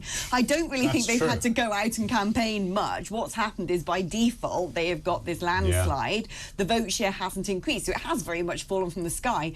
I think he's going to have a tough time in office. Yes, he's got a big majority. That makes the passage of bills through Parliament so much easier. Also, I think it sort of helps dampen down rebellions within a party, because if you've got one or two wayward voices, it doesn't really matter. You can just sort of get rid of them when you've got that sort of heft and that muscle and that might. But they're inheriting a country with a lot of problems. And everything they want to do costs money. everything they want to do. And their big gamble, the big gamble in all of this is growth, because you can only really get money from 4 different places. One is taxing, one is borrowing, one is cutting money from other departments and reallocating it to other departments, and the fourth one is growth. And he says he wants 2.5% growth in our economy every year. That's a big ask, especially given how much it's flatlined in the last few years. Well, you wonder as well, because they've dropped a lot of the sort of headline Labour Party issues of old, the net zero commitments, you know, they're planning the sort of greener future, whatever it was called, and that sort of, that's going to cost too much money. 28 billion, we're not doing all of that. The ones rabid about trans rights were very vocal members of that party. Well, that's sort of gone. You know, he has shape-shifted to move himself and occupy that centre ground. But while he might have a huge majority now in Parliament, it looks like it's on track to go that way, he doesn't have a massive mandate when it comes to vote share. Frankly, over 2/3 of the country don't want this man. And that is what's staggering about this election campaign. I think that there are going to be a lot of people out there, you know, pop your champagne tonight, Sir Keir, because actually you're not as popular as you think you are. And one of the great mistakes I think people make, particularly on the left, is this idea that governments can do more than they actually can do. Yes. It's like they're going to make life better for us. They're going to cure your lumbago. I mean, he essentially said that he's going to eradicate the idea, the notion of poverty and being poor. Well, that's impossible, because poverty even Jesus said the poor are always with us. That's right. That's right. Or was it Queen Victoria? It was Jesus, and also Thank you for that ecclesiastical clarification. Well, listen, my religious upbringing in Northern Ireland has not been wasted, although I'm now an agnostic, so maybe it has. Anyway, that's by the by. The point is that yes, the poor will always be with us, and also the definition of poverty is like the lowest 10 or the poorest 10 or 15% in society. So you, by definition, even if everybody earned £100,000 a year, cannot eradicate poverty. What I'd say as well, to bring up one of my old favourites, good old Brexit, already I'm hearing, when you listen to commentators on other channels, agitating over, well, with this huge majority, is he going to get a closer relationship with Europe? Is he going to do this? Is he going to do that? They always do this. Well, frankly, look, the whole cherry-picking thing hasn't gone away, but so much of the Labour manifesto actually depends upon us remaining very much outside the EU. The concept of Great British Energy, renationalising the railways. This is the very core of sovereignty and taking back control. It's interesting, isn't it? For someone who once tried to overturn that referendum result, is actually the one who's going to cash in Brexit dividends. Things that he wasn't able to do. Exactly. Yeah, just remind us, how did you vote on Brexit, by the way, Alex? I was undecided. You were a bit undecided. Yeah, because I had a nice job. I was being paid very heartily sitting in that Parliament in Brussels. So, you know. One of those sort of fence sitters, as I remember. Very much, yeah. But that's a very good point, actually.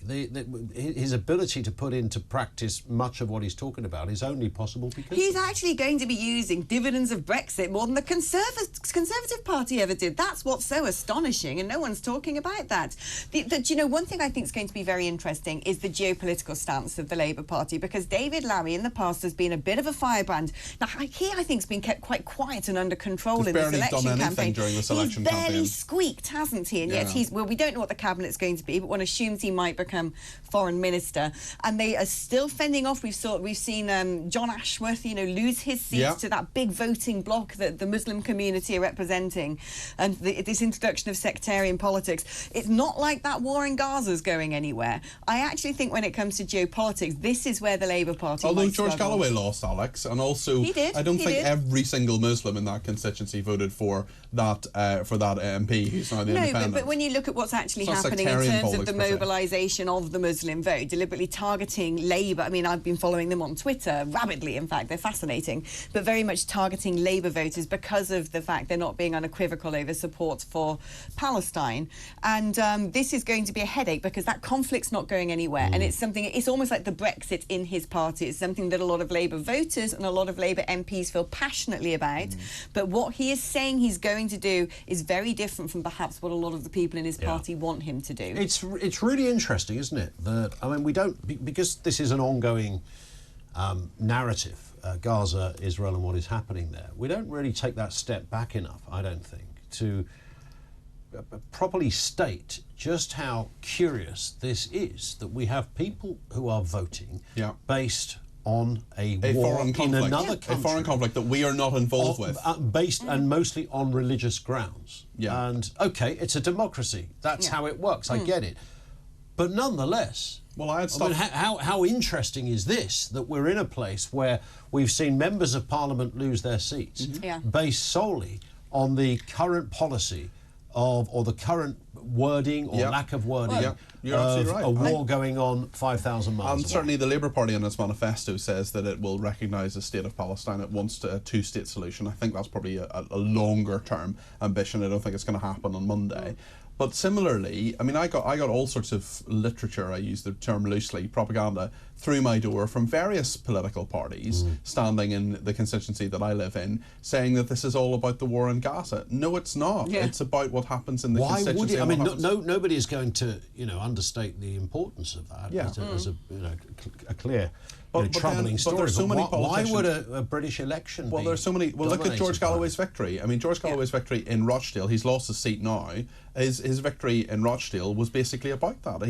He put out his literature, his propaganda on the colours of the Gazan flag or the colours of the Palestinian flag, for example. I mean, this can turn people's votes, and often people feel very, very strongly about these issues, far more strongly than they feel about what Keir Starmer or Rishi Sunak is saying. We're going to take a pause in a second. It's a record amount of cabinet ministers have lost their seats in any election, by the way, which is, quite telling in itself. They've been absolutely trounced.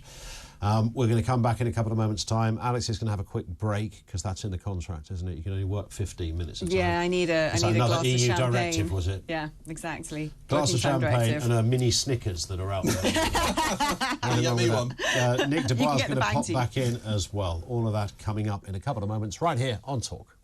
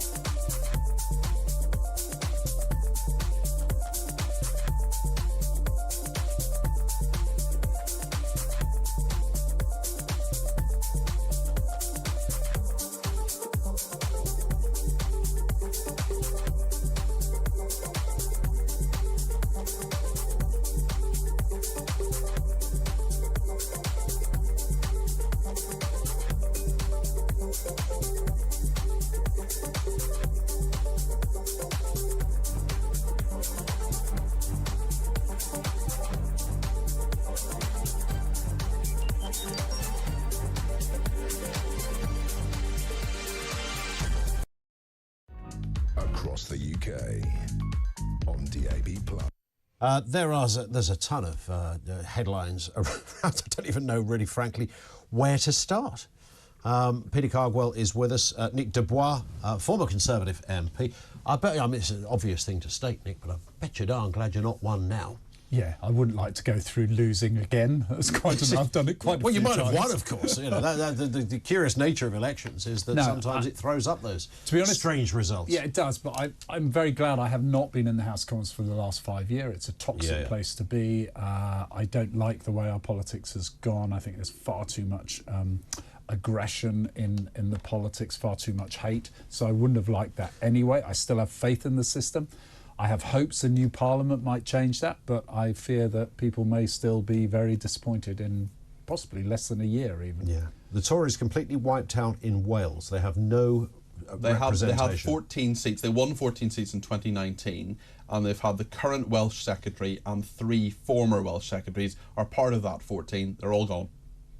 That's extraordinary. It is extraordinary, and it means effectively the Tories, are reducing themselves once again to just literally being in England. Although they've done reasonably well in Scotland, haven't they? This time, yeah, they've done okay. Yeah, they've held on a few, something like that. Yeah, they've got a real problem coming up. This party could either get obsessed by more deciding what they are and going off and having an immediate leadership election. That's going to turn people off. The main problem they've got, no one's been listening to them for over probably the last 18 months anyway. Yep. No one is going to be listening to them for the next 4 or 5 years. And this was more than an echo chamber, wasn't it? Because there is a sense that when Reform, sort of as the new kids on the block, really put the booster rockets on in the last year or so, there was that sort of a sense by some that this is a very sort of parochial area of a fan base. It might make the odd inroad. Maybe if Farage stood, they might win one seat, but even there, probably not. But what we're learning from this is whatever is happening with Reform, and they may only get half a dozen seats, but the Conservatives are now predicted to only get 144. So the rebranding that's required is going to be incredibly tricky, because they can't say we're the party that's tough on immigration, we're the party that's going to promise X, Y and Z in terms of taxation, because that's clearly Reform territory. No, and they also need to think about, I mean, that's a really good point, Ian. They also need to think about what are the future issues as well, because, you know, they can't do anything about the government. This government's going to do what it likes, and it can shout and holler from the sidelines. It can become a vocal opposition to the government, but it also needs to be thinking about what is a coherent offer. Where is politics now? Yeah. I don't think it is simple left-right anymore. If you start to think in terms of what is on people's minds, you've got some people who are really right-wing on immigration, but passionately support the NHS, just want it to work. That doesn't fit into any one box. No political party has the answers yet. So just the picture in Scotland, just to update you, I've just looked it up. Labour had 1 seat in Scotland. They currently have 36, up 35 obviously. There are 14 seats still to go. The SNP have lost 36 seats. They have 4 at the moment. Liberal Democrats up 1. They've doubled it to 2. The Conservatives just on 1 at the moment, but there are a couple that they may pick up a little bit later on, and well done to John Lamont, who is the MP for Berwickshire, Roxburgh and Selkirk, with a majority of 5,148, but he is currently the only Conservative in Scotland. But Labour is really the party that has done particularly well there, and that is part, of course, of the overall majority that they enjoy at the moment. Jacob Rees-Mogg has gone. There's another big scalp that was removed from the system just about half an hour ago. Rishi Sunak, of course, he won his seat. We can have a little reminder of that speech that he gave shortly after, well, of all the bad news out there, the one scintilla of brightness, I suppose, for Rishi Sunak was that he does still retain his position as a Member of Parliament. Here he is speaking about 45 minutes ago. The Labour Party has won this general election, and I have called to Keir Starmer to congratulate him on his victory. Today, power will change hands in a peaceful and orderly manner, with goodwill on all sides. That is something that should give us all confidence in our country's stability and future. The British people have delivered a sobering verdict tonight. There is much to learn and reflect on, and I take responsibility for the loss. To the many good, hard-working Conservative candidates who lost tonight, despite their tireless efforts, their local records of delivery, and their dedication to their communities, I am sorry. But does he take responsibility for a knackered microphone? There's the question. I mean, I said, I mean, it was almost, I mean, OK, you could hear him, but it could have been worse. But, you know, in terms of icing on the cake, Nick, I mean, he called this election in the pouring rain. He was absolutely drenched. That election then went on to have... The guy can't get a break, can he? He stood in every bear trap along the way. Yes, but he's the master of his own failure, Ian, and it's right. Peter says, look, he can't get a break. Luck is against him. But he is the sort of man who, once he has made up his mind, he's stubbornly convinced he's right. So once he decided we're going outside, I can't believe his advisors didn't say, this isn't a very good idea, Prime Minister, going out and standing in the rain. But no, he insists on doing things his own way. Time and time again, you hear from Number 10, he's this contradiction. He had micromanaged things over, so decision-making got blocked, but once he made a decision, that was it. Yeah. He was, not to the point of it even being rational, he wouldn't entertain other things. And I don't honestly think it was a good idea to have a good mate as one of his top advisors, someone who you know worked for The Spectator. You know, it's early. His name's James Forsyth. James Forsyth, really good friend of the Prime Minister, a sound man, sound judgment. Best friends in school. Best friend, not a good idea. You need to be able to say no, Secretary of State or no, Prime Minister. You've got it wrong. But I mean, the microphone thing, isn't it just? I mean, what we're seeing is something kind of beautiful, actually, over the past 24 hours. We've seen people putting little X's on a piece of paper with a pencil. We've seen a Prime Minister whose family is worth something like £600 million with a microphone that doesn't work in a slightly dodgy, you know, ramshackle leisure centre.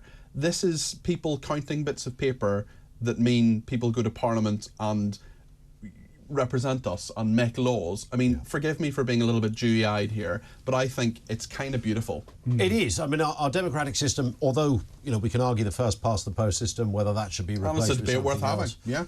But nonetheless, the fact is there are many countries around the world that don't get what we get, and that's to walk into They don't have democracies, they don't have free press. Doris and Ted sitting there, you know, ready to give you your little slip, check your voter ID. I wonder how many people got scuppered by that one yesterday. I nearly did. Well, Boris Johnson did the last time. Yes, he did. Yeah. But there it is. I mean, that is the result as it's coming in. It is a landslide for Labour. Interesting, a point that Alex Phillips made, Nick, was, and I find I'd never really considered this so much. Keir Starmer is talking about, you know, he can make Britain great again. He can make Britain fairer. He can make it more equal. He can make it more dynamic. He can grow it. He's going to do all of that outside the system that he campaigned rigorously to retain, and that was our membership of the European Union. But somehow he's able to say, no, I know, it's completely possible. Yeah, and it's funny, isn't it, how nobody talked about Brexit during the election campaign. It didn't really suit anyone to talk about Brexit at all, funny enough. No, the other thing about that, it's a really good point, because, you know, this man who fought to keep us in and overturn a democratic decision. Life couldn't continue unless we were in. And we were finished. To paraphrase. We were finished. He's going to produce all these marvellous things. I think there's two things he's underestimated. He hasn't mapped out how to do it. Fine, we have to accept that. The election's over now. We're going to be stuck with that. But the second thing is the force of the civil service and its resistance on the whole to implement at the speed and necessary on the formula that he devises to implement policies is huge. So, for example, it would not surprise me if when Bridget Phillis, the Treasury, decide to slap on VAT, they're going to be given legal advice that there will be huge problems with this. And they will have to learn, if they are serious about delivering change, that the one quality you need as Prime Minister and Secretary of State is stamina, is not to be run by a civil service. Respect the civil service, but you are the decision makers. And when they tell you there's a high risk in doing something, sometimes it's worth taking that risk. Good point. We are expecting results, of course, from Liz Truss's constituency. That's Kings Lynn and West Norfolk, and James Cleverly as well in Braintree. Nick Dubois is with us, former Conservative MP and presenter here as well at Talk, as is Peter Cardwell as well. We're going through all of those results, bringing you live the results as they happen as well. It's General Election 2024. Full coverage right here continues on Talk.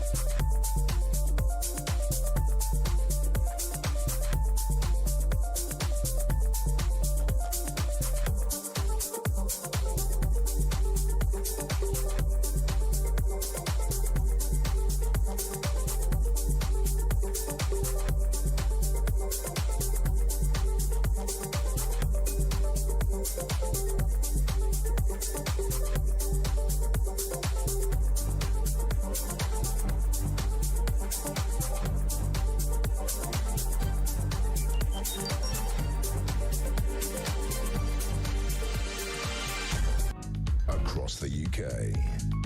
On DAB+, on YouTube, on the app, on your mobile. The home of common sense. This is Talk. And if you are just joining us, I'm sure you've heard the news, but just in case, we have a new government. Well, we technically will have within the next few hours or so. Keir Starmer will be our next Prime Minister. The Labour Party have convincingly won the general election.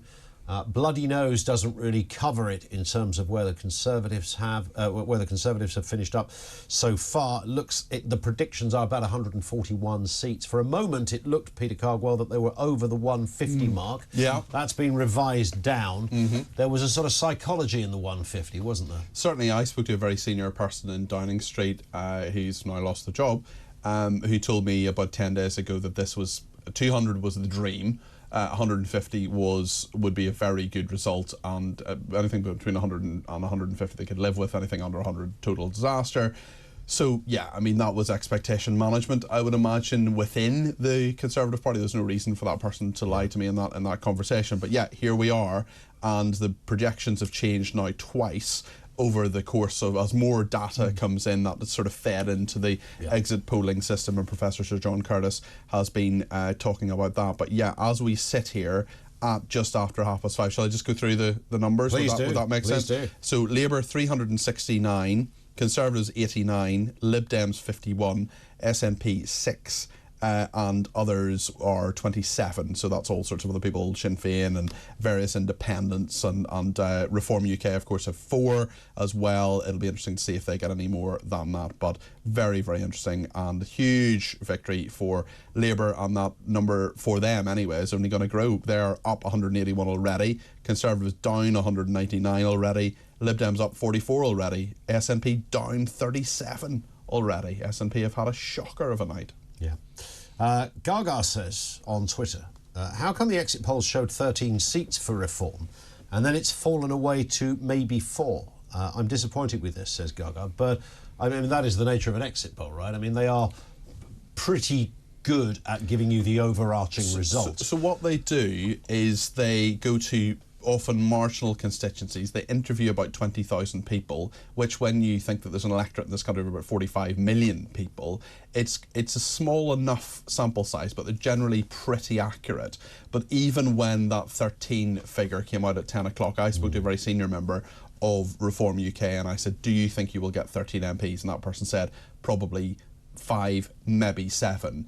And the thing is that it is a guess, it is an estimation, and that's all that polls ever are. And the only poll that matters, as any politician will tell you, is the actual general election result. So yeah, the exit poll is never 100% right, but it's been pretty accurate over the last couple of times. It's also, I suspect, I don't know anything about polling, I suspect they had to make quite a lot of judgments or guesswork as to the spread of the Reform vote as well. So if anything, it was always going to mark them up a bit higher than it was. Most people flinched when they saw that, not because they disapproved, but they thought, how come? Where's that going to come from? You know, I couldn't see where those 13 seats were coming from. Well, Wellingborough, which is Ben Habib, is standing. That's sort of still one to watch, because that was suggested that, you know, he could be the fifth. But we'll watch with interest, and we can bring you that when it happens. But Labour have won by a landslide. And we had a by-election there, of course, which is what he stood in. Of course. And he came third, I think, did he, in the by-election? In the Wellingborough by-election. That wasn't that long ago. That's right, yes, he did, yeah. So I think he's got a tall order. It's certainly possible, but that might be the pinnacle moment, is when we see that might end there. What does this mean, Nick, for the Conservative Party? Where do they go now? I mean, they can't be, if they go to the right, Reform say, sorry, Gov, you can't come round here, this is our territory, we've got this nicely covered.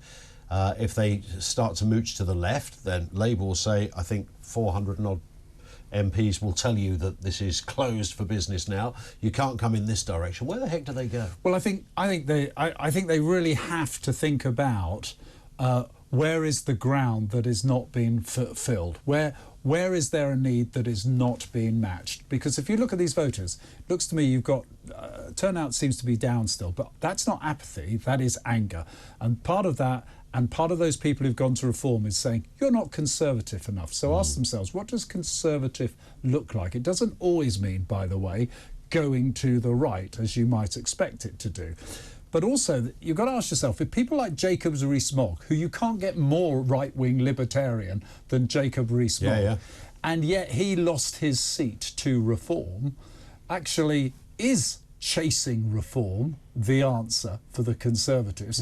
Because if you are going to chase Reform, then you might as well end up voting for the real thing, which is Reform. So they have a real dilemma on their hands, and it's all going to come out in the wash, if you like, with who stands for leader. But even that might not be a well thought out way of defining themselves, because we don't know yet what is the makeup of One Nation Tories, what is the makeup of right-wing Tories that will in themselves choose the leader.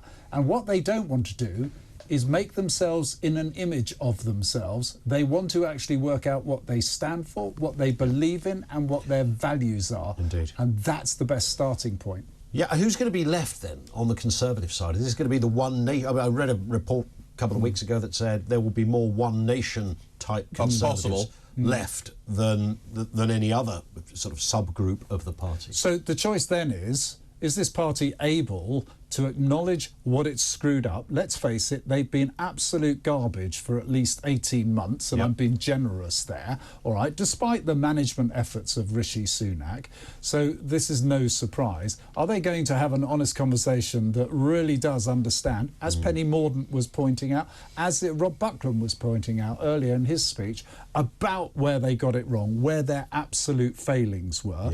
And once they've done that, they can start to have the conversation about what they want to do. But if they cannot do it, as is highly likely together, that's when you're into split territory. And that is going to be... Another split. And yeah, but that's... There's not much to split, is there? Well, that could be an existential moment for the Conservative Party. And we really are facing that, because coming up, and we cannot stop them, even if we wanted to. I say we, the Conservatives. I'm not sure I should lump myself in with the parliamentary party. You've now got Reform actually active across the country, probably with 5 to 6 million, if not more, votes. They've got a base to work from. If they get organised, have a proper chief executive, run that party, they'll have the money to do it now as well, with short money, with some of the opposition party money that they get. Yeah, so why are you going to go chasing and trying to fill Reform, to echo Reform? It's a real problem. There's a really interesting point for Labour as well with Reform, because I think we often lazily think that all people who vote for Reform are former Conservative voters. Probably the majority are, that's fine, but there are a lot of Labour people who voted Leave. Often in the north, you know, look at places like Boston and Skegness, for example. Matt Warman, who Richard Tice defeated. Matt Warman was the deputy leader of the One Nation Conservatives, so very much a Remainer. Really interesting there, in that I think there'll be a number of MPs, people like Bridget Phillipson, actually, who Nick mentioned earlier, the shadow, probably soon-to-be Education Secretary, who, you know, Reform came second. They're snapping at their heels, and I think there'll be quite a lot of Labour MPs who say, hold on a second, Keir, maybe all this radical reform, you can't leave these people behind, because we need to appeal to some Reform UK voters as well. It's just not as straight. Do you think Keir Starmer will consider Reform voters? I think he'll need to. I think he'll need to think, look, unless I want Reform UK to be a much bigger electoral force in 5 years' time than the 4 that they've got at the moment, they may well get more.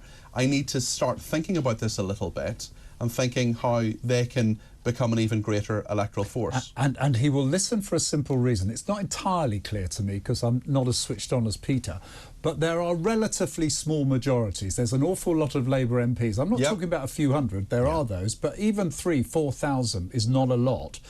These people are going to like being MPs, most of them, OK? And they are going to want to keep their jobs. So he's going to suddenly have an awful lot of MPs that will be challenging him on issues that speak to Reform voters in a big sense. They're going to have issues challenging Conservative seats that they've won. For example, suddenly if you are ripping up planning laws and allowing to put a couple of thousand houses in, it was the Tories backed off because their voters were telling them to back off. These new guys are going to be very vulnerable to that. True. Can I give you another random Northern Ireland election aspect, something that's happened? Do you remember Pat Cullen from the Nurses Union? Yes. Remember Pat Cullen? She has stood in the most westerly constituency in the United Kingdom, which is Fermanagh and West Tyrone, for Sinn Féin. Now, they obviously don't take their seats up in Parliament because you've got to swear an oath of allegiance to the Queen. They don't want to do that. She is now an MP, little Pat Cullen. Wow. Yeah. Very vocal during all the nurse action, of course. That's right, that's right, yeah. She got in trouble, didn't she? Because she actually agreed a settlement. And She did agree a settlement, that's right, yeah. Okay. We're going to come back and talk some more. Alex Phillips is going to rejoin us too. Peter Cardwell stays with us. Full coverage, all the election results as they happen. Liz Truss, James Cleverly, those results still to come in as well. All the breaking news around this coming up on Talk.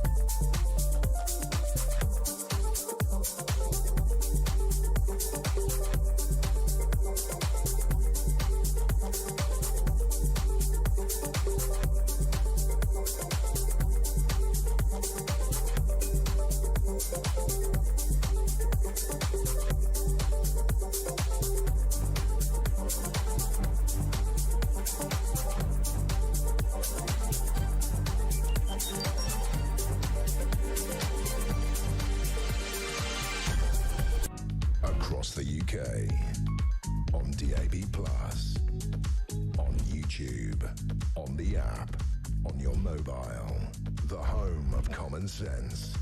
This is Talk.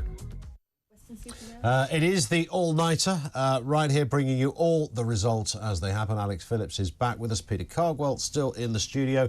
Worth a reminder, of course, Keir Starmer is to be the next Prime Minister. That's made official, of course, later today when he goes to see the King.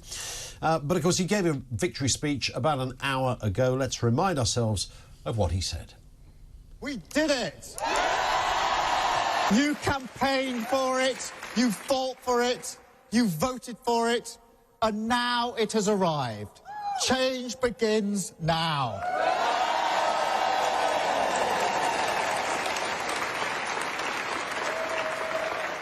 And it feels good, I have to be honest. 4.5 years of work changing the party. This is what it is for. A changed Labour Party, ready to serve our country, ready to restore Britain to the service of working people. People will be waking up to the news, relieved that a weight has been lifted, a burden finally removed from the shoulders of this great nation. And now we can look forward again, walk into the morning, the sunlight of hope, pale at first, but getting stronger through the day, shining once again on a country with the opportunity after 14 years to get its future back. The man who told us there was no future unless we were in the EU, there was no hope unless we were in the EU, you couldn't run a country unless you were in the EU, is now going to do all of those things, Alex, not in the EU. I know. Are you going to play that every hour on the hour to test my resolve? To see if I can stay awake? No, this is the thing, isn't it? He's a magician. How is he doing this? He said it was impossible. Right. This is what's remarkable about Sir Keir Starmer. And also, I think it's reflective over the way that nobody's been holding him particularly accountable. And don't get me started on Ed Davey's Takeshi's Castle campaign, where he didn't seem to talk about anything he planned to do in terms of policy. He just did water aerobics and bungee jumps. He's hoovered up 60 MPs by the looks of it's ridiculous. It actually shows how much of a numbskull, middle class. Just go to Alton Towers and all your MPs will come down. For Ed Davey, the campaign was something of a roller coaster. Yeah. Stop it, boom, Cardwell. boom. But no, I mean, frankly, I don't think Sir Keir Starmer's been held particularly accountable in terms of his U-turns, because what does he actually believe in? What is his conviction? Is he a conviction Prime Minister? What is his personal ideology? Because on everything, I mean, yes, we all sort of bang on about the idea of does a woman have a penis, and that's obviously something that he's very much done a U-turn on. But then there's the big amount of green spending he is going to do. All of these policies which are going to require us staying outside of the EU because they are, in fact, Brexit dividends. They're forms of taking back control, renationalising the railways. Where does he really stand on geopolitics? I think, we're all waking up to this massive Labour majority and a new Prime Minister, but frankly, I don't think we really know much about them. And that, to me, is astonishing. It's not only astonishing we don't know much about him, he's likely to do all of this thing with a smaller share of the vote than Jeremy Corbyn got in 2019. And actually, that is going to be a lot of people on the left, the hard left, are going to brandish that at him at various points. Yeah. It is fascinating that we have this very weird electoral system, and turnout's a very big issue as well, where Keir Starmer could actually numerically get fewer votes. I don't know what the actual numbers are. Fascinating. Can I talk about something in Scotland for a second? So Douglas Ross, who had what some people called a bit of a chicken run to stand in a Scottish constituency, which was vacated. It was sort of boundary changes and so on, but he was standing in Aberdeenshire North and Moray East, and he was very much hoping, he sort of moved constituencies thinking he'd be elected, and actually he has lost. So the Conservatives only have one seat currently in Scotland, and Douglas Ross, the leader of the Scottish Conservatives, has lost that contest anyway. We also know that Jess Phillips, prominent face of the Labour Party, has held her seat, but by a whisker to the Workers' Party of Britain. Interesting. Well, actually, if you look so far, there's been 4 independent candidates who have stood on a purely pro-Garston ticket who have won seats. So we were touching upon this earlier, this introduction of sort of community voting blocks and voting based on a war happening, halfway around the world. And then talking about the discrepancy between many people who are in the Labour Party not being able to potentially get as many votes as they would like because Sir Keir Starmer's been, a little bit nervous about supporting some of their more sort of hearty pro-Palestine views. Again, where is he really geopolitically? What I would say is the machinery we have in place in the UK, our intelligence services, so on and so forth, have clearly sort of said, OK, this man's allowed the nuclear codes, and there will be an expectation that comes with serving British interests abroad with that. Yeah. I wonder where, in terms of 4 years, 5 years down the line, Richard Tice, yourself, Alex, Nigel Farage have talked about this being a plan that goes to its next big stage at the next election. Disgruntled Tories may well go to Reform, but the people on the left, those that stood on the Gaza ticket, many of those disgruntled voters may go back to Labour. Well, this is the thing. When you look at the old UKIP vote, it was a third from the Labour Party, a third from Tories, a third from people who'd never voted before. And I think Reform has the ability to do much the same and capture potential Labour voters in the future. What I would say, and look, I'm going to be quite candid about this and stick my neck out and say it's amazing that Reform have got 4 MPs. That really is groundbreaking for a brand new party under our system. If we had proportional representation, something different. That is amazing. That's a real feat.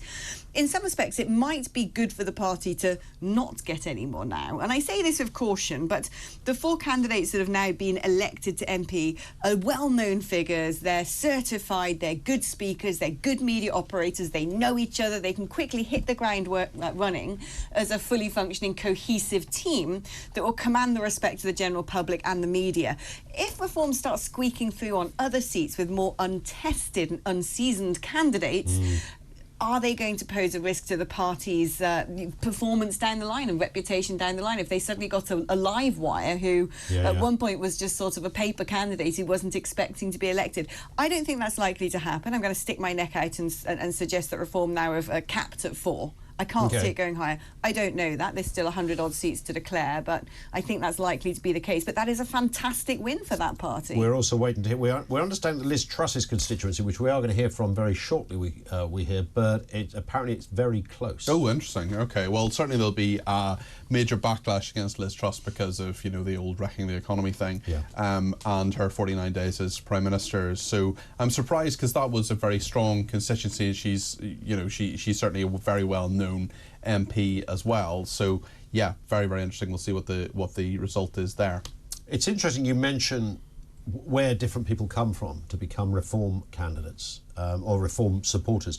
I told this story on air the other day, but I couldn't really say much more about it because of the rules about what we can say during an election. But I had a fella plastering my wall a couple of weeks ago at home. I'm chatting to a guy called Clive. Suddenly tells me halfway through the plastering, he said, I'm the reform candidate for Barking. I said, really? So we ended up having, we knew loads of different people in common, etc. He said, what's Alex Phillips like? I said, blah, blah, blah. I was asked about that once, I just said awful. But, the reason I raised that here is because he said, I come from the old Labour place. He said, Tony Benn, Dennis Skinner. Who, of course, they were active anti-EU politicians. He said, so that's my journey to where I am today. So this idea that everyone's some kind of mad right-winger is not true. If I'm going to get technical about this, and if you look at what's going on in politics now in the West, and a cost of living crisis precipitated by various things, COVID, the war in Ukraine, so on and so forth, what the centre ground has done is it's largely represented the views of the middle class, and it has served the middle class.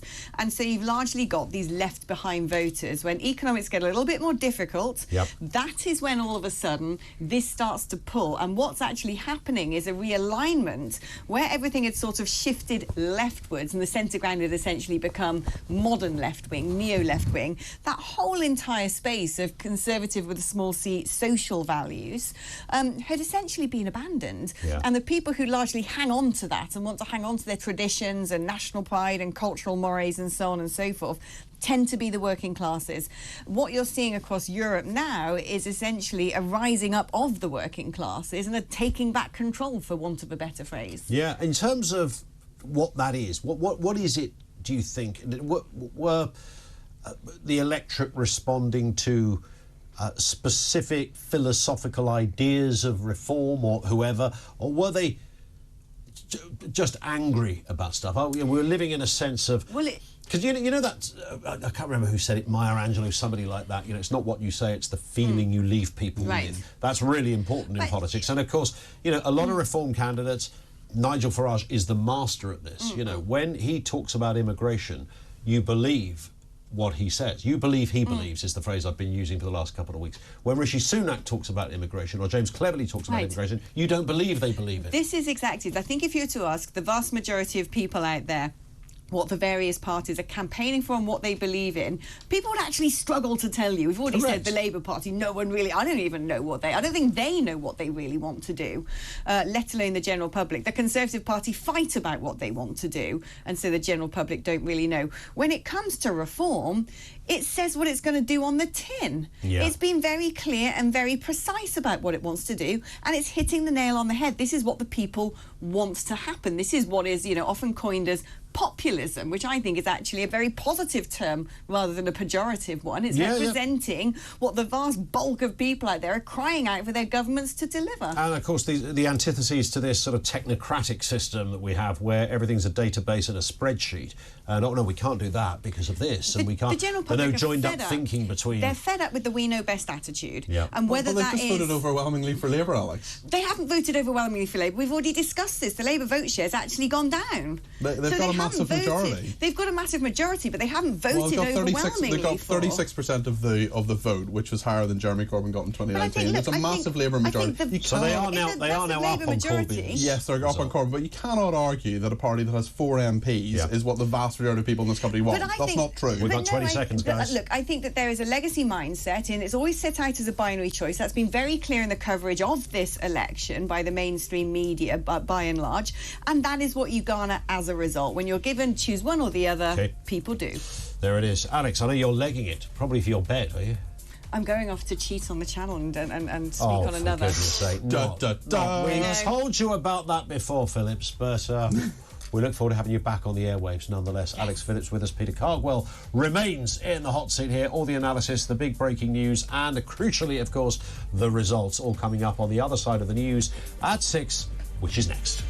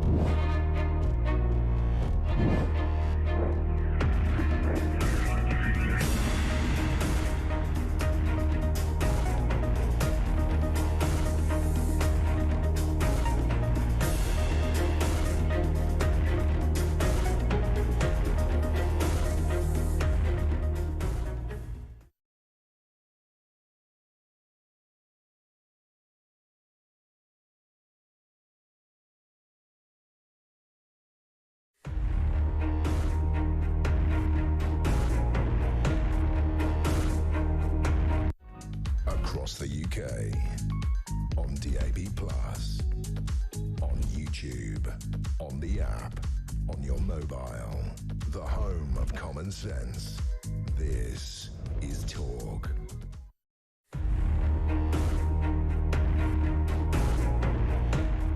4 minutes after 6 and good morning. Yes, as if you need reminding, you are waking up to a new government and a new Prime Minister, the first Labour government in a generation. So Keir Starmer will enter Downing Street this afternoon after the big nod from the King. In he goes and appoints his new team. It's worth just reminding you of the events so far. Lots of events that some predicted, lots that nobody could have written. And there have been many losers and, of course, many winners. Depending on where you sit politically, will decide your reaction to that. Let's just remind you then of that concession speech, essentially, that came early this morning, 4:45 a.m. in his constituency, Rishi Sunak.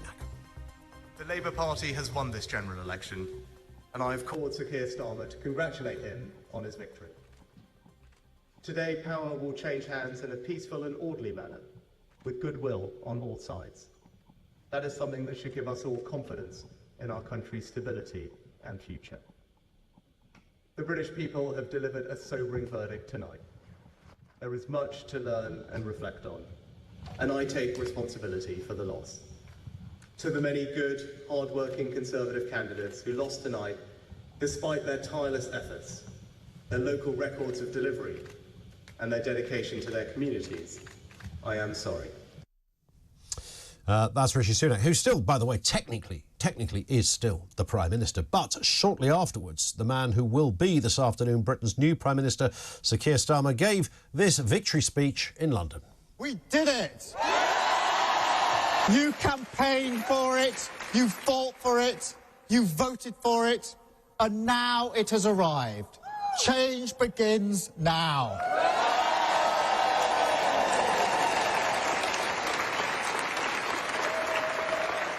And it feels good, I have to be honest. 4.5 years of work changing the party. This is what it is for. A changed Labour Party, ready to serve our country, ready to restore Britain to the service of working people. People will be waking up to the news, relieved that a weight has been lifted, a burden finally removed from the shoulders of this great nation. And now we can look forward again, walk into the morning, the sunlight of hope, pale at first, but getting stronger through the day, shining once again on a country with the opportunity after 14 years to get its future back. It is worth, I'm going to say this again as well. This was the man, of course, that told us there was no future, no hope, no direction. It was impossible to govern outside of the EU with any level of success. Now he's shouting from the rafters about how he's going to do all of those things, which we were told half an hour ago from the very same man were impossible. But let's not let inconvenient moments like that get in the way of a big day for Keir Starmer, who will be our new Prime Minister this afternoon. Nick Dubois is still with us in the studio. Peter Cardwell is here as well. And we can talk to Talk's international editor, Isabel Oakeshott. Isabel, good morning to you.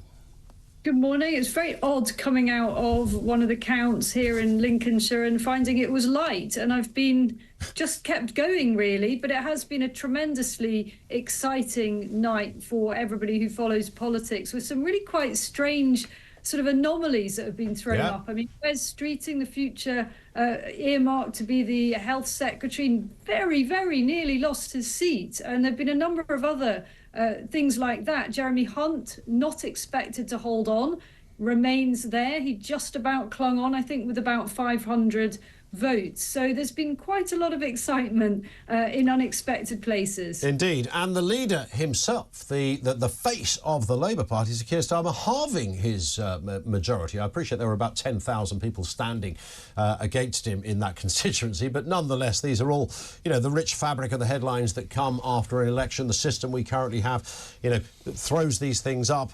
once in a while, but we have seen a record number of cabinet ministers lose their positions as members of parliament, Isabel. That's never been seen before in history in these kind of numbers.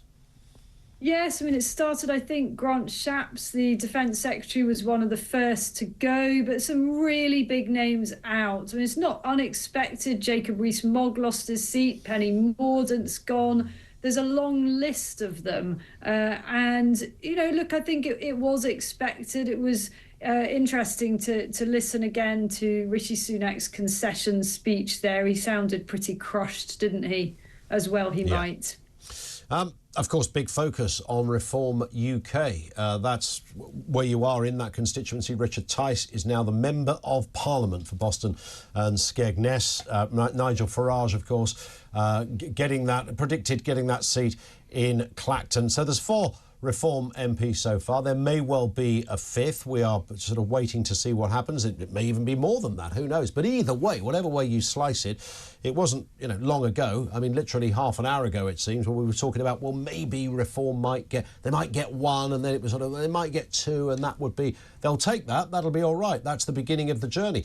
It's looking increasingly far more positive for Reform, but regardless, the headlines are huge here because this is a game-changing moment, I think it's fair to say. I don't think that overstates it, Isabel. A game-changing moment in British politics.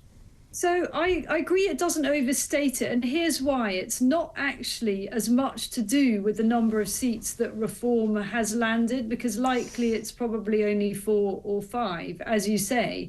The point is the performance of the party across the country, but particularly in the north, but there are plenty of other pockets to which this applies to, where Reform astonished everybody locally in those areas by coming a very, very good second.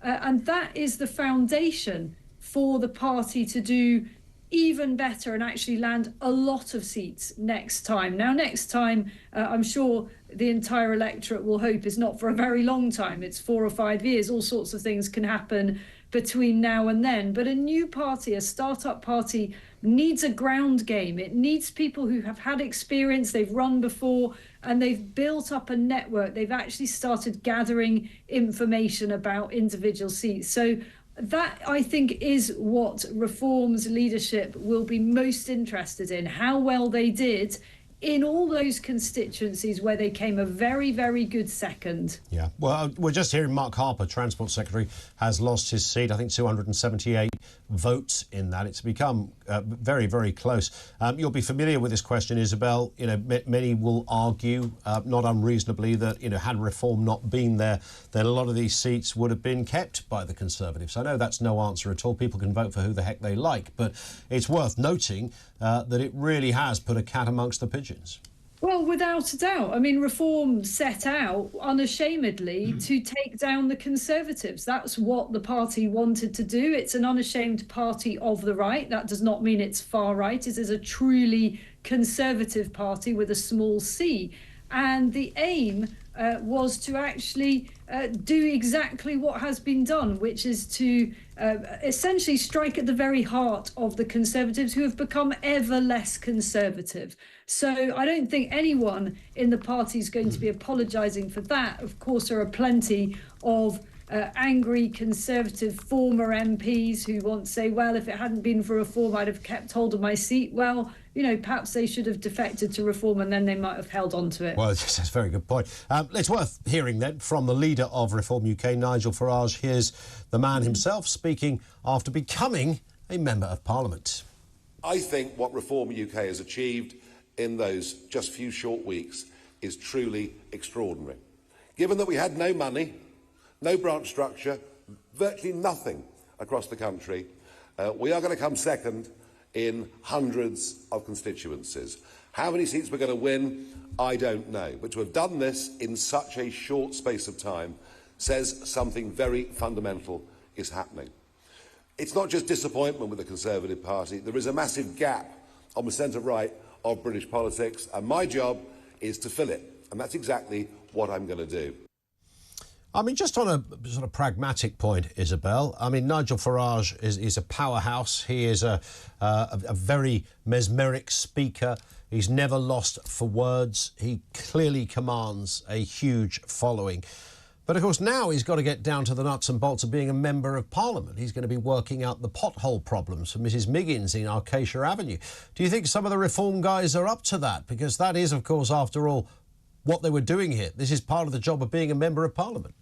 Well, you asked the question not just about Nigel, but about the Reform guys. Yep. And I can certainly speak for Mr Tice, who's now the MP for Boston and Skegness. I think he'll absolutely love that work. You know, the job of an MP is exactly that. As you say, it's not just grandstanding at Westminster. It's not just being on the television channels talking about the big national picture, which of course is important, but it is the whole point of it is to try to make people's lives better, ordinary voters, and what they come to you with is often extremely unglamorous stuff, but it's the stuff that matters to them. It's whether or not they've got the housing they need, or whether or not, you know, the local hospital is serving their purposes, or whether or not there are enough GP surgeries. That's the lifeblood of the job of an MP, and many MPs actually love being constituency MPs. They spend a huge amount of time in their patch and, you know, it becomes a whole life for them. So not all MPs are as suited to that as others, but ultimately those that don't look after their constituencies tend to get ejected sooner rather than later. Yeah, fair point. They find out the hard way, as it were. Listen, Isabel, thank you. We'll let you maybe get some sleep now, although I'm sure there's still a few hours left in the tank. Isabel Oakeshott, Talk's international editor, with us here on the programme. We're going to talk more to Nick Dubois in just a moment, and Peter Cardwell with us here in the studio. It's 6:15. This is Talk.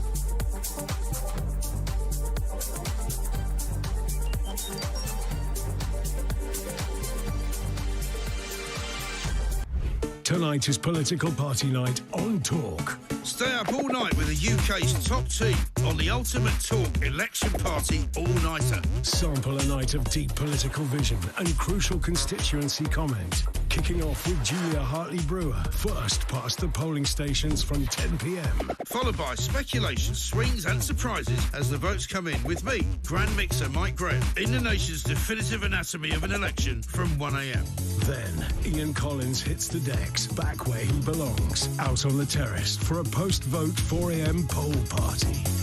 The Talk, ultimate election political party all-nighter. Tonight from 10pm, racing through till dawn, election night is go on Talk.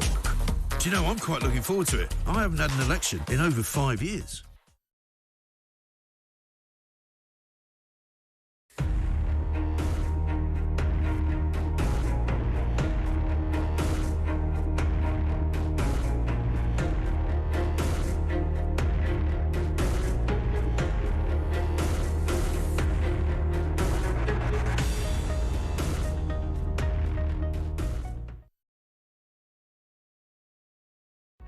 Across the UK, on DAB+, on YouTube, on the app, on your mobile, the home of common sense. This is Talk. It's 6:20. The Home Secretary, James Cleverly, still the Home Secretary for a few hours at least, has won his seat in Braintree. I think we can dip in to hear what he's been saying. To my beautiful and wonderful wife, who has not just had to put up with me being a Member of Parliament and a Minister, but as you know, has also fought and successfully won her own battle. And I could not have done it without you, so thank you very much. This has been a very difficult night for my party, and losing the position of government of this country is painful, but it is the nature of our democracy that it happens, and when it happens, it is incumbent upon I suppose all parties, but particularly the party leaving government, to listen carefully to what the voters are telling us. I am not going to rush to any quick judgments.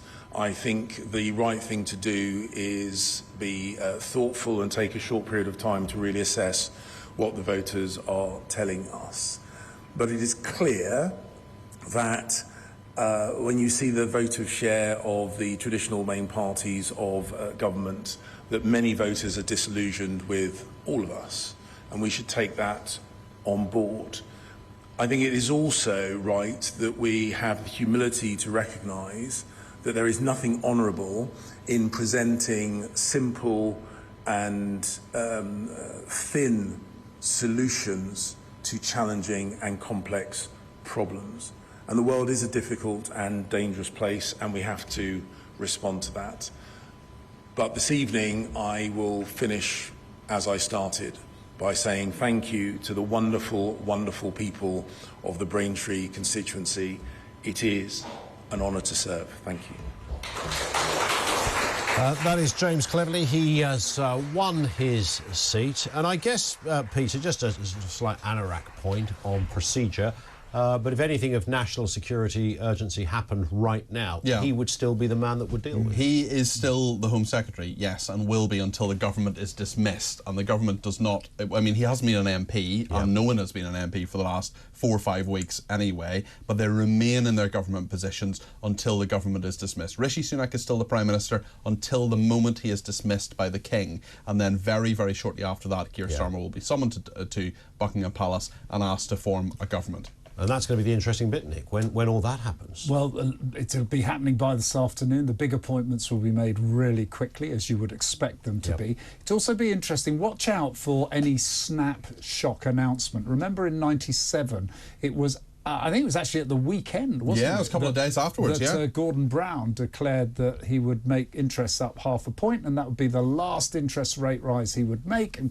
gave it to the Bank of England. Which was not in the manifesto. No, exactly. And there's a lot of things that weren't in the manifesto that Labour will feel entitled to do, and that's, and in fact will have to do. So look out for things like that happening. There may be a little more thought having to go into this reshuffle, because they've lost 2 likely contenders for cabinet jobs, Thang and Debonair from Bristol, and Jonathan Ashworth, so they might have to give it a little more thought, but all of that will be taken care of. They're going to want to hit the ground running. I'm sorry, we're going to hear a lot about the first 100 days. Yes. In fact, I'm beginning to think we should have an election every 100 days, because that's an idea. No, I don't have the strength for it. It makes you wonder if there's anything else to do after the 100 way days. around it, isn't it? I mean, it's interesting. I think we can sort of pretty much say with some certainty Yvette Cooper will be the Home Secretary, Wes Streeting will be the Health Secretary. Yeah. Foreign Secretary, will David Lammy retain that position, do you think? Well, there's lots and lots of speculation that he will perhaps not get it. Douglas Alexander, who is standing in Scotland, I'm not quite sure if Douglas Alexander's won a seat. I think he probably will or has. I'll check that in a minute.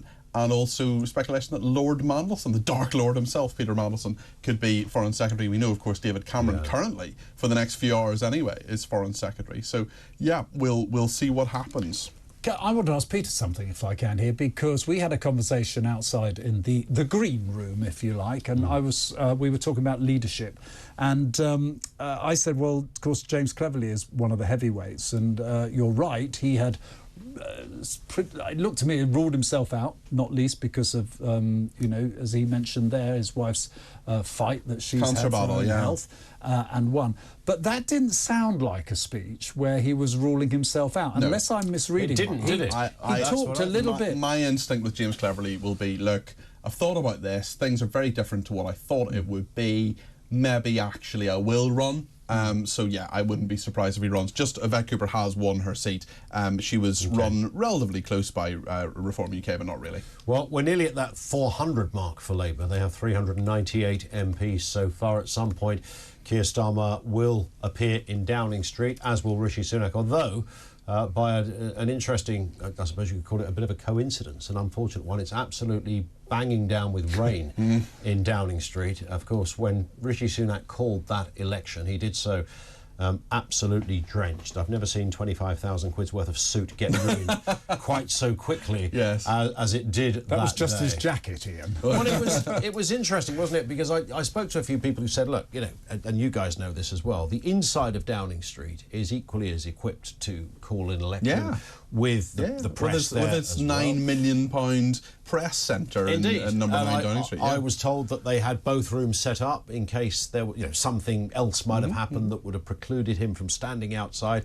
As it turned out, that fellow with a big speaker and the banging out "things can only get better" or whatever it was, didn't help either. But Rishi got a soaking, and at this rate, he's going to get another soaking when he gives his speech to say I'm off. Goodness me, I should say, just in an addendum to what I said, Douglas Alexander has won. He's won in Lothian East, and Yvette Cooper has won as well. So Douglas Alexander, I wouldn't be surprised. Former Transport Secretary, former Scottish Secretary, one of the few people, along with Yvette Cooper, are actually ministers in the Blair and Brown administration. So Keir Starmer may want a little bit of experience in there. Has Alexander been out the game for a bit? Yeah, so he lost in, what was it, 2015 when Labour had that wipeout? So he lost when the SNP did so tremendously well.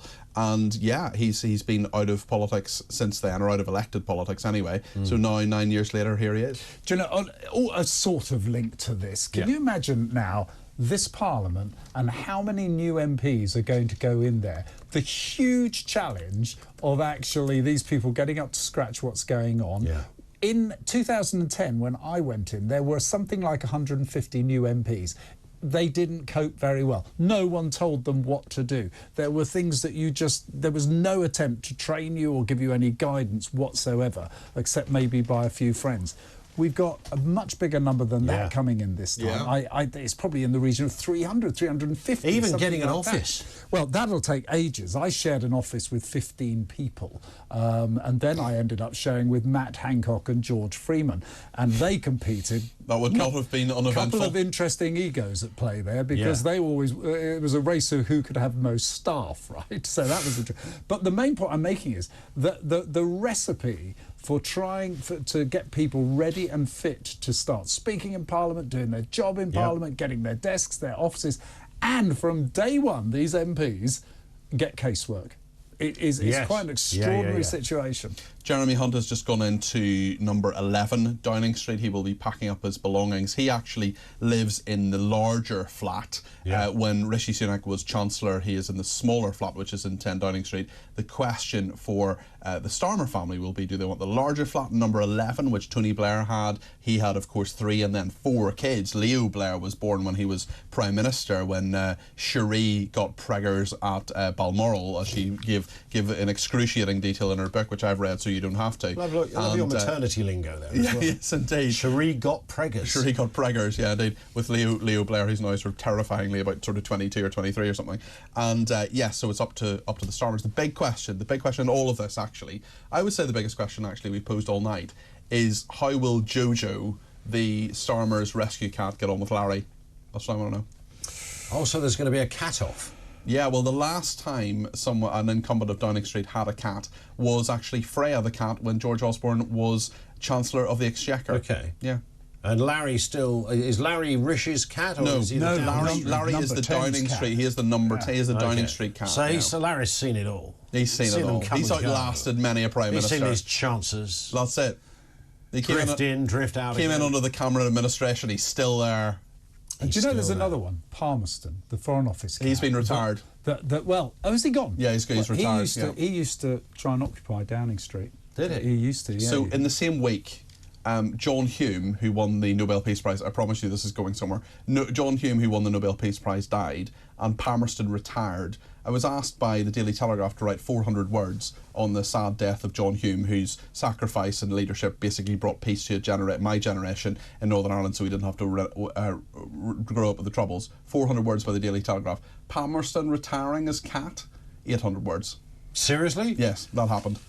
There it is. Who is it that had the tarantula?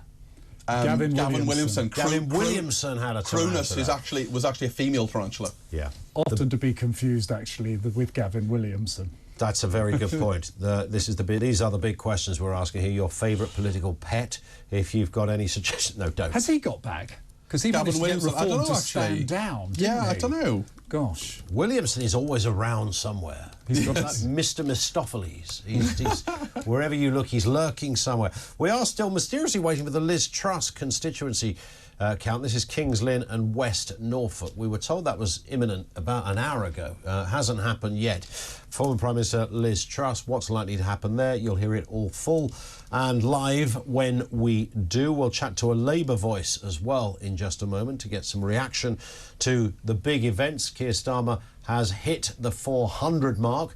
400 MPs so far for Mr Starmer, 109 for the Conservatives, and an impressive 68, I think I'm right in saying. Is that right, Peter? Yes. For the Lib Dems? Not just yet. Is that no, 67. Yeah, 67. Yeah. Wow. Nearly there, yeah. That's extraordinary. Yeah. We'll watch with interest, and we'll chat with James Mathewson, former Labour spokesman, in just a couple of moments. It's 6:30. This is Talk.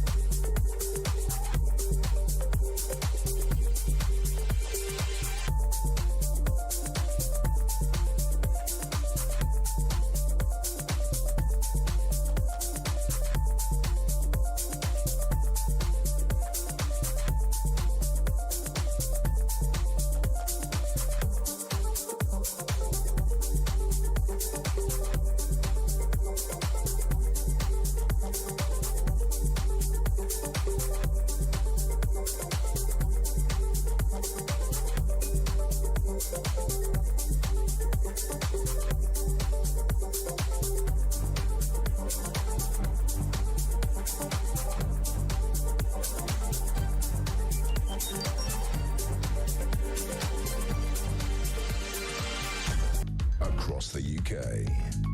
On DAB+, on YouTube, on the app, on your mobile. The home of common sense. This is Talk. We return 6:30, just gone 6:30. Labour, of course, are the next government. Details throughout the course of the day, how that pans out and who's appointed. Priti Patel retained her seat. She's speaking now, former Home Secretary in Maidenhead. As to where we go and how we can actually almost double down and serve the community with even more gusto and rigour, but representation. So I just want to finally conclude my remarks by really thanking everybody for their support. Within the constituency, the electorate across Witham have put their trust and faith and confidence in me, and I can absolutely say that I will stand up to that, live up to that and deliver for them. And I just would like to thank everybody that's made this election possible here locally. Thank you. Priti Patel, former Home Secretary. I did say Maidenhead then, for some extraordinary reason. That, of course, is Theresa May's former seat. We'll keep our eye on that one. But there it is. Priti Patel retaining her seat in Braintree and clearly, like all the others, Nick, sounding very downbeat. She's a serious leadership contender. She's had. I think she'll win. I'm not sure whether she's going to win, but she's right up there. So I wouldn't be as confident as Peter. But she's a serious one. And do you know why I think there's a difference, even with her and with Kemi Badenoch, who I just don't think will win at all or get very far at all, funny enough, even though she's a favourite. You do know what Priti stands for. Yeah. You absolutely know what she stands for. And she always has. She hasn't changed her mind. She's been ruthlessly consistent. And I think that is what will set her apart from the other candidates who are there at the moment. So is that the point, 2 years down the line then, do you sense that the DNA of the revived Tory party, when it does revive itself at some point going forward, because it will, and in future times it will win elections, it seems hard to imagine that right now with such a dismal result, but is it likely to go more reform bound? They've got the numbers. Is that, and then, just to follow that on and sort of expand that, then these reform guys eventually kind of cross into that. And it's easy to think with Priti Patel, it's all going to be right-wing stuff, stop the immigrants, bang people up in prison more, which I'm all for that myself. It's going to have to be a much wider agenda that appeals to a much wider group of people. And that's just simply the facts. We are not so easily defined as right and left now. And it's a complex picture what's out there, and you only have to look at the social attitude surveys that come out. It's not attitudes, it's another word. Comes out every year to see where Britain is, what Britain thinks, to understand that the electorate won't move in hordes like left or right. But it's also whether you, as I said before, Peter, it's whether we believe, it's how, when a politician speaks, do we believe that they believe? Yes. And that, I think, is a good benchmark, really. Especially when they change them. It explains the reform success, I think, to a degree as well. Well, look, Nigel Farage is a conviction politician. There's no doubt about that. He's been saying exactly the same things all his career. He has not changed in what he believes or what he says. Really interesting, I think. I mean, we're in the end game here. We've only 28 seats left to go. Maidenhead, I just checked, hasn't declared yet. We're expecting it to fairly soon. Theresa May obviously standing down there, and actually in the dissolution honours that have just been announced, she is going to the House of Lords. So that is happening. There's been a number of former MPs who are going, including Chris Grayling, Liam Booth-Smith, who is the Chief of Staff to Rishi Sunak, will be a Lord as well. A few knighthoods and so on for various people. That's bound to be controversial, as these things always are. But we're in the end game here, and what is very clear as Labour have gone over 400 seats is they have a very strong majority. Politics has changed dramatically in this country overnight. It's been absolutely fascinating, and it's only going to get more interesting. Let's get a word from James Mathewson, former Labour spokesman. James, good morning to you, sir. Good morning. How are we doing? Are you pulling crackers there, opening the bubbly? What's happening at your end? Oh, God, it's a bit early for the bubbly, isn't it? Or is it late? I can't tell anymore. I think it's all blurred together. But no, I'm using the power of caffeine to keep going, or I highly recommend it. Well, we share that, brother. We certainly do.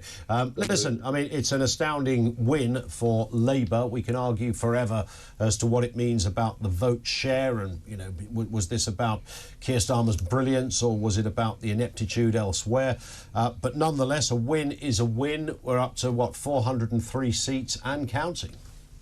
Absolutely. And you know what it is? I never thought. You have to pinch yourself, I think, at these moments as well sometimes, because I can remember being a young activist in Northumberland and being told, you know, oh, don't bother with this seat, don't bother with that seat, because this one will always be Tory, or this one will always, you know, this will never change. Labour never have a chance here. If it's going to be anyone, it's going to be the Lib Dems. Looking at the map of Northumberland, where I come from this morning, and seeing the whole thing red, the entire county, you know, 4 constituencies, is absolutely incredible. And I'm sure there are people all around the country who are sharing those sentiments with their local area changing, you know, from people who've never had Labour MPs before. A good friend of mine, Joe Morris, has been elected in Hexham constituency. That was Guy Opperman's seat. I mean, that was seen as a safe Tory seat. And of course, many others have fallen through the night as well tonight. So it really is a huge, monumental change for many people in Britain. It is fair to say, though, James, that if you extrapolate Reform UK from this election, then we wouldn't be looking at 403 seats. We might still be looking at a win, but it wouldn't be anywhere near the convincing landslide we are seeing here. This was really down to activities elsewhere, as distinct to any brilliance from any brilliance of the Labour leadership. Would that be fair? I think it's not certain to say that those votes, because I mean that would be assuming that those votes would have gone to the Tory party still from Reform, and I think the likelihood is they would have stayed at home. You know, if they wanted to vote Tory, they would have voted Tory. And Reform is a different beast altogether, really, and I think we're going to see some really, really interesting times ahead with regard to how Nigel Farage commands Conservative politics in Britain now. Talking about Priti Patel just there, you know, gone. I mean, somebody like that would be very difficult for him. He's going to hope, obviously, for the One Nation Tories to try and rally, and he can be the voice of the right in Parliament. But I think it's concerning as well. People like myself who believe in progressive politics and, you know, a pluralist Parliament, but a progressive one overall, to see somebody like Nigel Farage standing there, knowing the kind of rhetoric, because he's an excellent speaker, an excellent orator, knowing the kind of rhetoric that he'll be able to deliver now with a platform like that, it's, you know, it is frightening. Give us a prediction if you can, James. We were talking about 10 minutes ago, back to 1997, when the Labour Party won. It was that big Tony Blair landslide. What seemed like just a couple of days later, lots of big policy announcements. The independence of the Bank of England, never been seen before, anything like that. It wasn't even in the manifesto, it just kind of happened. Wow, everybody thought. Do you think Starmer's going to pull something big out of the bag like that? I hope so, but we have to remember, I was 3 years old when that happened, when Tony Blair won that election. In my conscious memory, in my lifetime, this is the first time we've seen huge political change like this in this direction. So a lot of you know, younger people, and I think they were saying people under the age of 45 who voted before, you know, haven't seen what could be possible under a Labour government. There is a chance and an opportunity for Keir Starmer really to reassure people and to show them that change is what he intends and not just the status quo, because people who've entrusted their vote to him want to see change. They don't want to just see more of the same. Listen, James, we appreciate your time at this early hour as well. We cut in only because we're going to go to another count. Thank you, James Mathewson, former Labour spokesman. We're going to go and get the details from that Kings Lynn and West Norfolk seat shortly. That is Liz Truss's seat. Is she likely to retain? What does the smart money say? We'll bring you the result of that shortly. You had some detail on Maidenhead as well, Peter. Yeah, an insider at the time. This is Theresa May's former constituency. So she's standing down, and I have some insider information that suggests that the Liberal Democrats may take that seat just by a very small majority. So Theresa May was the MP between 1997 and 2024 as the MP for Maidenhead, but it looks as if the Liberal Democrats may take that from the Conservatives. And the only campaigner to have campaigned to a Ring doorbell, of course. That's Theresa right. May this week, who hello, I'm Theresa May. Rang the bell. The response from the AI of the bell came back and said, "I'm afraid there's nobody in. Would you like to leave a message?" And there was the former Prime Minister saying, "Hi, I'm Theresa May. Please vote for this candidate." Who was more robotic?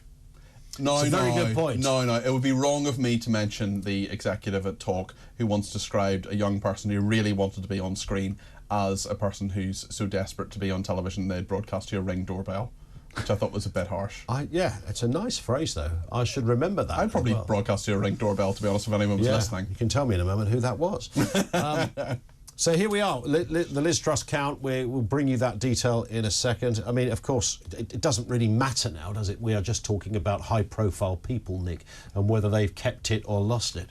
I think we've lost so many high-profile names. We're not going to get a Portillo moment, even if Liz Truss goes now, because frankly, we've had a lot of Portillo moments. There's been a lot of and Rees Mogg, I think you referred to, Peter, as a Portillo moment. I guess that's reasonable, isn't it? It was this is the doyen of the darling of the Tory right. A lot of people really hate him. I can't see Liz Truss on that stage. Where is Liz Truss? That's a very good point. We're just looking at the stage here, and I can't see her there. So we're just looking at images of, and in fact you can probably see it on your screen there as well. And he looks like he's about to speak. He's a returning officer. The returning officer is there. For Liz Truss in all the other candidates appear to be there. I can see a red rosette, a purple one, and a yellow one. The one that's missing is our former Prime Minister, Liz Truss. I don't know where she's gone. But they're waiting for her anyway. There are some reports online that she's not actually in the building. Which is, there's a reason you normally don't go to the count, which is appalling, by the way, if you don't, unless it's for health reasons or something like that. You should always go. It's one of the hardest things to do is stand there and lose. But I do know that there are some candidates who sit in the car once they know they've lost, because you can tell in most cases, refuse to come in until the last minute. If Liz Truss loses her seat, this will be the Portillo moment of this election.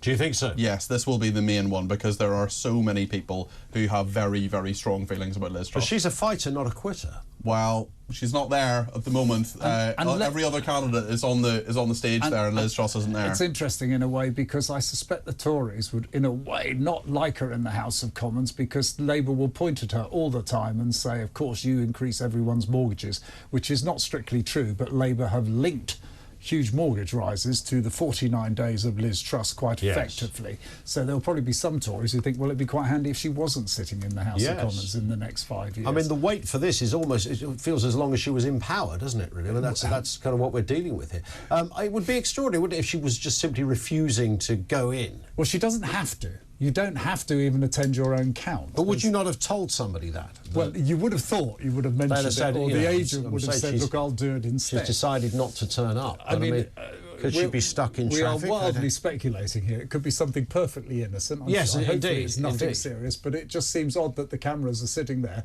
and waiting to declare the return, and nothing's happening. Yeah, and they're now all talking to, they haven't spoken to each other, these candidates, for the entire duration of the campaign. They're swapping phone numbers now. I'm thinking they've formed a WhatsApp group, it seems, between them all as they await the returning officer doesn't have to wait. He could just crack on.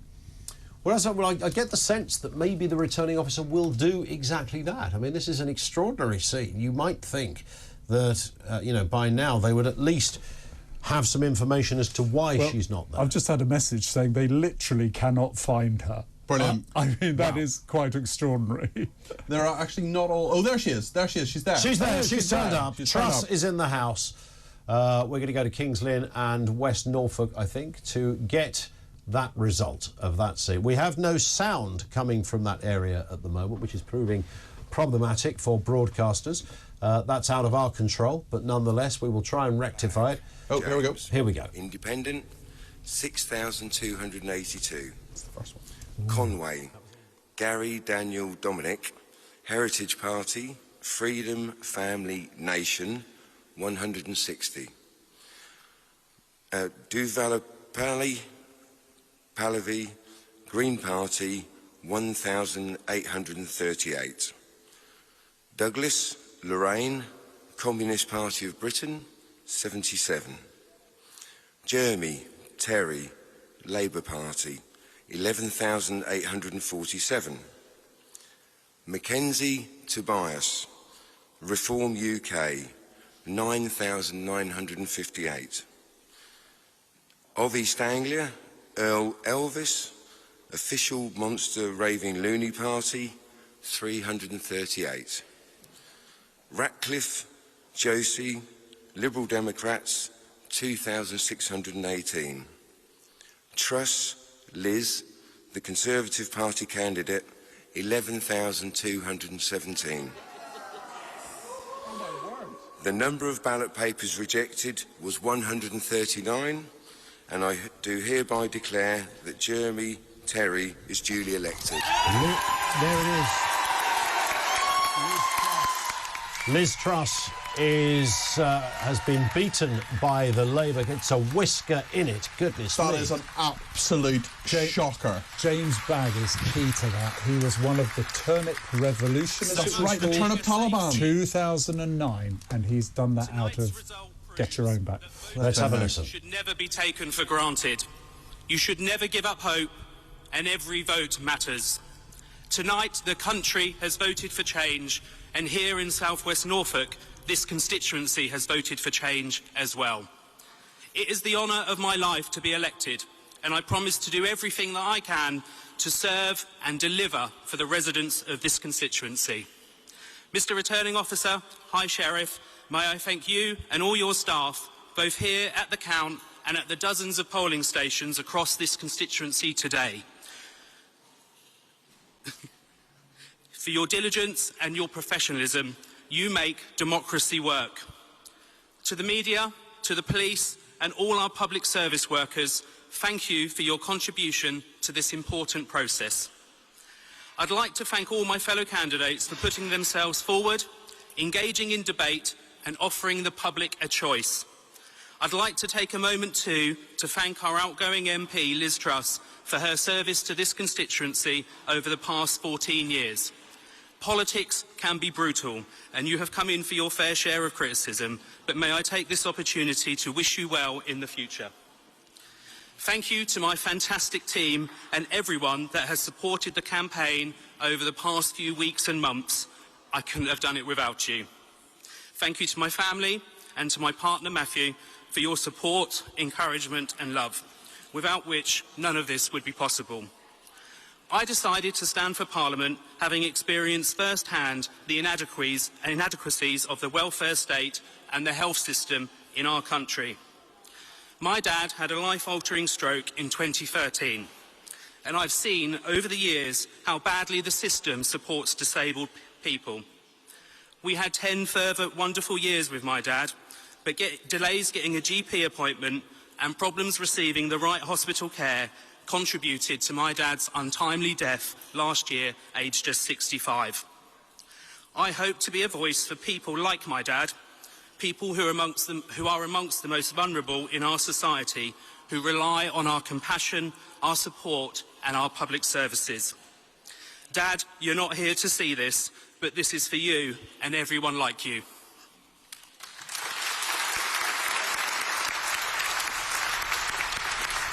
I don't know if we are going to hear from Liz Truss. She usually gets to make a speech. She is. She's about to make a speech, and no, she's gone. It appears she isn't.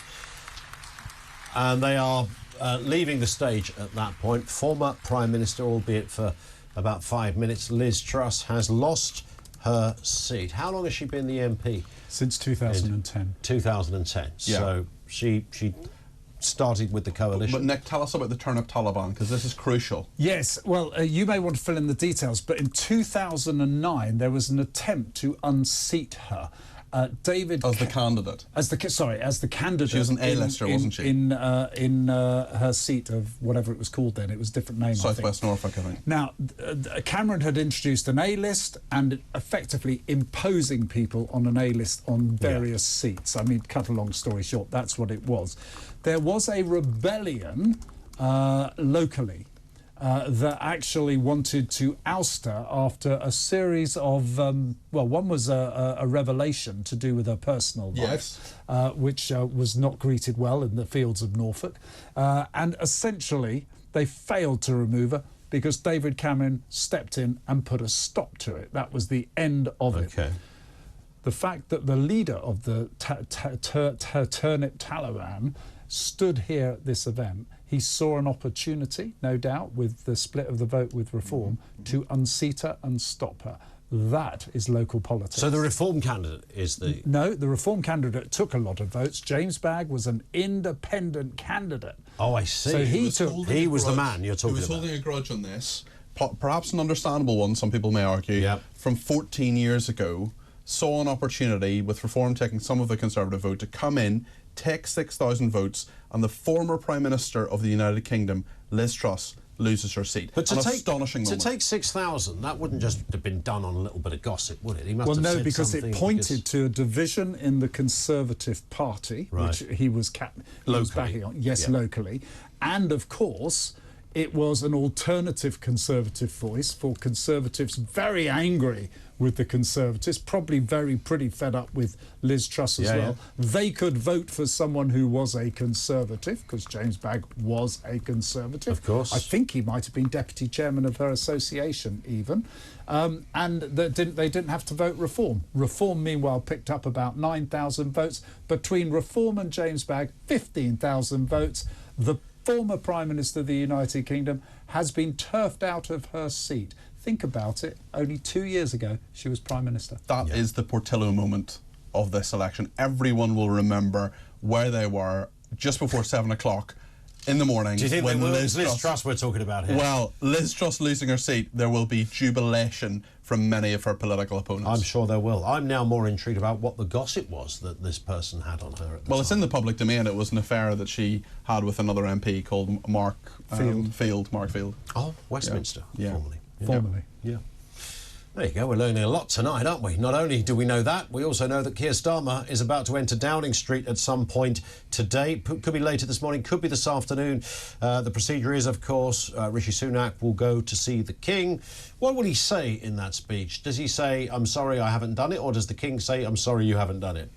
And when he talks to the King, or on Downing Street? When he talks to the King. When he talks to the King, he simply says, in Downing Street, so it says, I'm off to the palace to tender my resignation. There's no sort of formal way of doing it, but he certainly turns up, has an audience with the King, and he says, with the election result, I'm tendering my resignation. The King accepts that and says, thank you for your service, wish you well. This, of course, will not be the last time the two men meet. And then off he goes on his merry way. And then we have this weird situation for about 15 or 20 minutes, usually a very short time, where there is no Prime Minister, no government, actually. And then Keir Starmer gets the call. Well, we'll have got it beforehand to say you come. Obviously, with Liz Truss, we remember that happened at Balmoral with the Queen, who saw her come in. And then Rishi Sunak became Prime Minister, which was the King's first Prime Minister who came in, and now Keir Starmer's his second. And there was that telling moment in Liz Truss's premiership when she went to meet the King for the first time, officially and photographed. And as she came into the room, she was already Prime Minister by then, he went, oh dear. And it was a defining moment because he said that at the time there was a crisis. What will he say to Rishi Sunak? Yeah. And of course, she was the last Prime Minister to see the Queen, of course. Yes. That's right. Yeah, just 2 days before she died, and then that defined a lot of her period as Prime Minister. Indeed. It's going to be interesting. I remember when Boris Johnson took over from Theresa May, her car went that way, and then coming up the That's Mall what'll happen. Was Boris Johnson. I think some Just Stop Oil people jumped in the way, if you remember. A couple of banners and all the rest of it, all dealt with in a very British way. It's fascinating as well because a lot of the television stations will show the sort of aerial scene and will follow the cars and the what the Americans call a motorcade from Downing Street, about a mile up the road to Buckingham Palace, maybe not even a mile actually. And it's very interesting how when you're Prime Minister, you have outriders, you have all these different people, you have all these security people and a whole convoy of cars, and then you go into Buckingham Palace, you're not the Prime Minister anymore, and off you go with 1 or 2 cars. Well, you get a black cab. Exactly. Well, they have security for life, but yeah, it is a fascinating... The transfer of power in this country is done pretty much unlike almost any other country. And I remember Cameron, and I think he did this symbolically, when he came back from the palace, I think he did away with the outriders because he wanted to sort of symbolise a more accessible feel. Do you remember he took away a lot of ministerial cars? Yes, but they also walked. Do you remember? But they got stuck in traffic as well for a bit, didn't he? Which was all a little bit strange. Although the interesting thing with Cameron, when he was leader of the opposition, he was entitled to basically a ministerial car from the ministerial fleet as leader of the opposition. I don't think there's any other member of the shadow cabinet who is. And he was... but he was cycling into work and so on. Then there was that famous story that the Daily Mirror broke of the fact that he cycled in, but then the ministerial car came after him with his box and all his belongings. I don't know if that's fully true, but it was. It is true. It absolutely is true. No, I don't. That's fine. Somebody else brings your belongings, but I don't think he just cycled for the cameras. Is my point, because he was doing it every day. I mean, look, why not just go in the car? Trusting of you. Come on, why not just go in the car? Yeah, well, he didn't want to go in the car. He wanted to cycle. Yeah, but it's. But he had 6 boxes with him. And it was theatre. He'd have to have some hella panniers on him, wouldn't he? That's a very brave defence from Ian Collins. I'm slightly surprised. No idea why I'm standing as an undefended person. The lawyer for David Cameron here for some strange reason. We have just about a minute left. I should remind you, of course, the day continues with the unravelling of this extraordinary landslide result for the Labour Party. I'm going to be back at 1 o'clock this afternoon.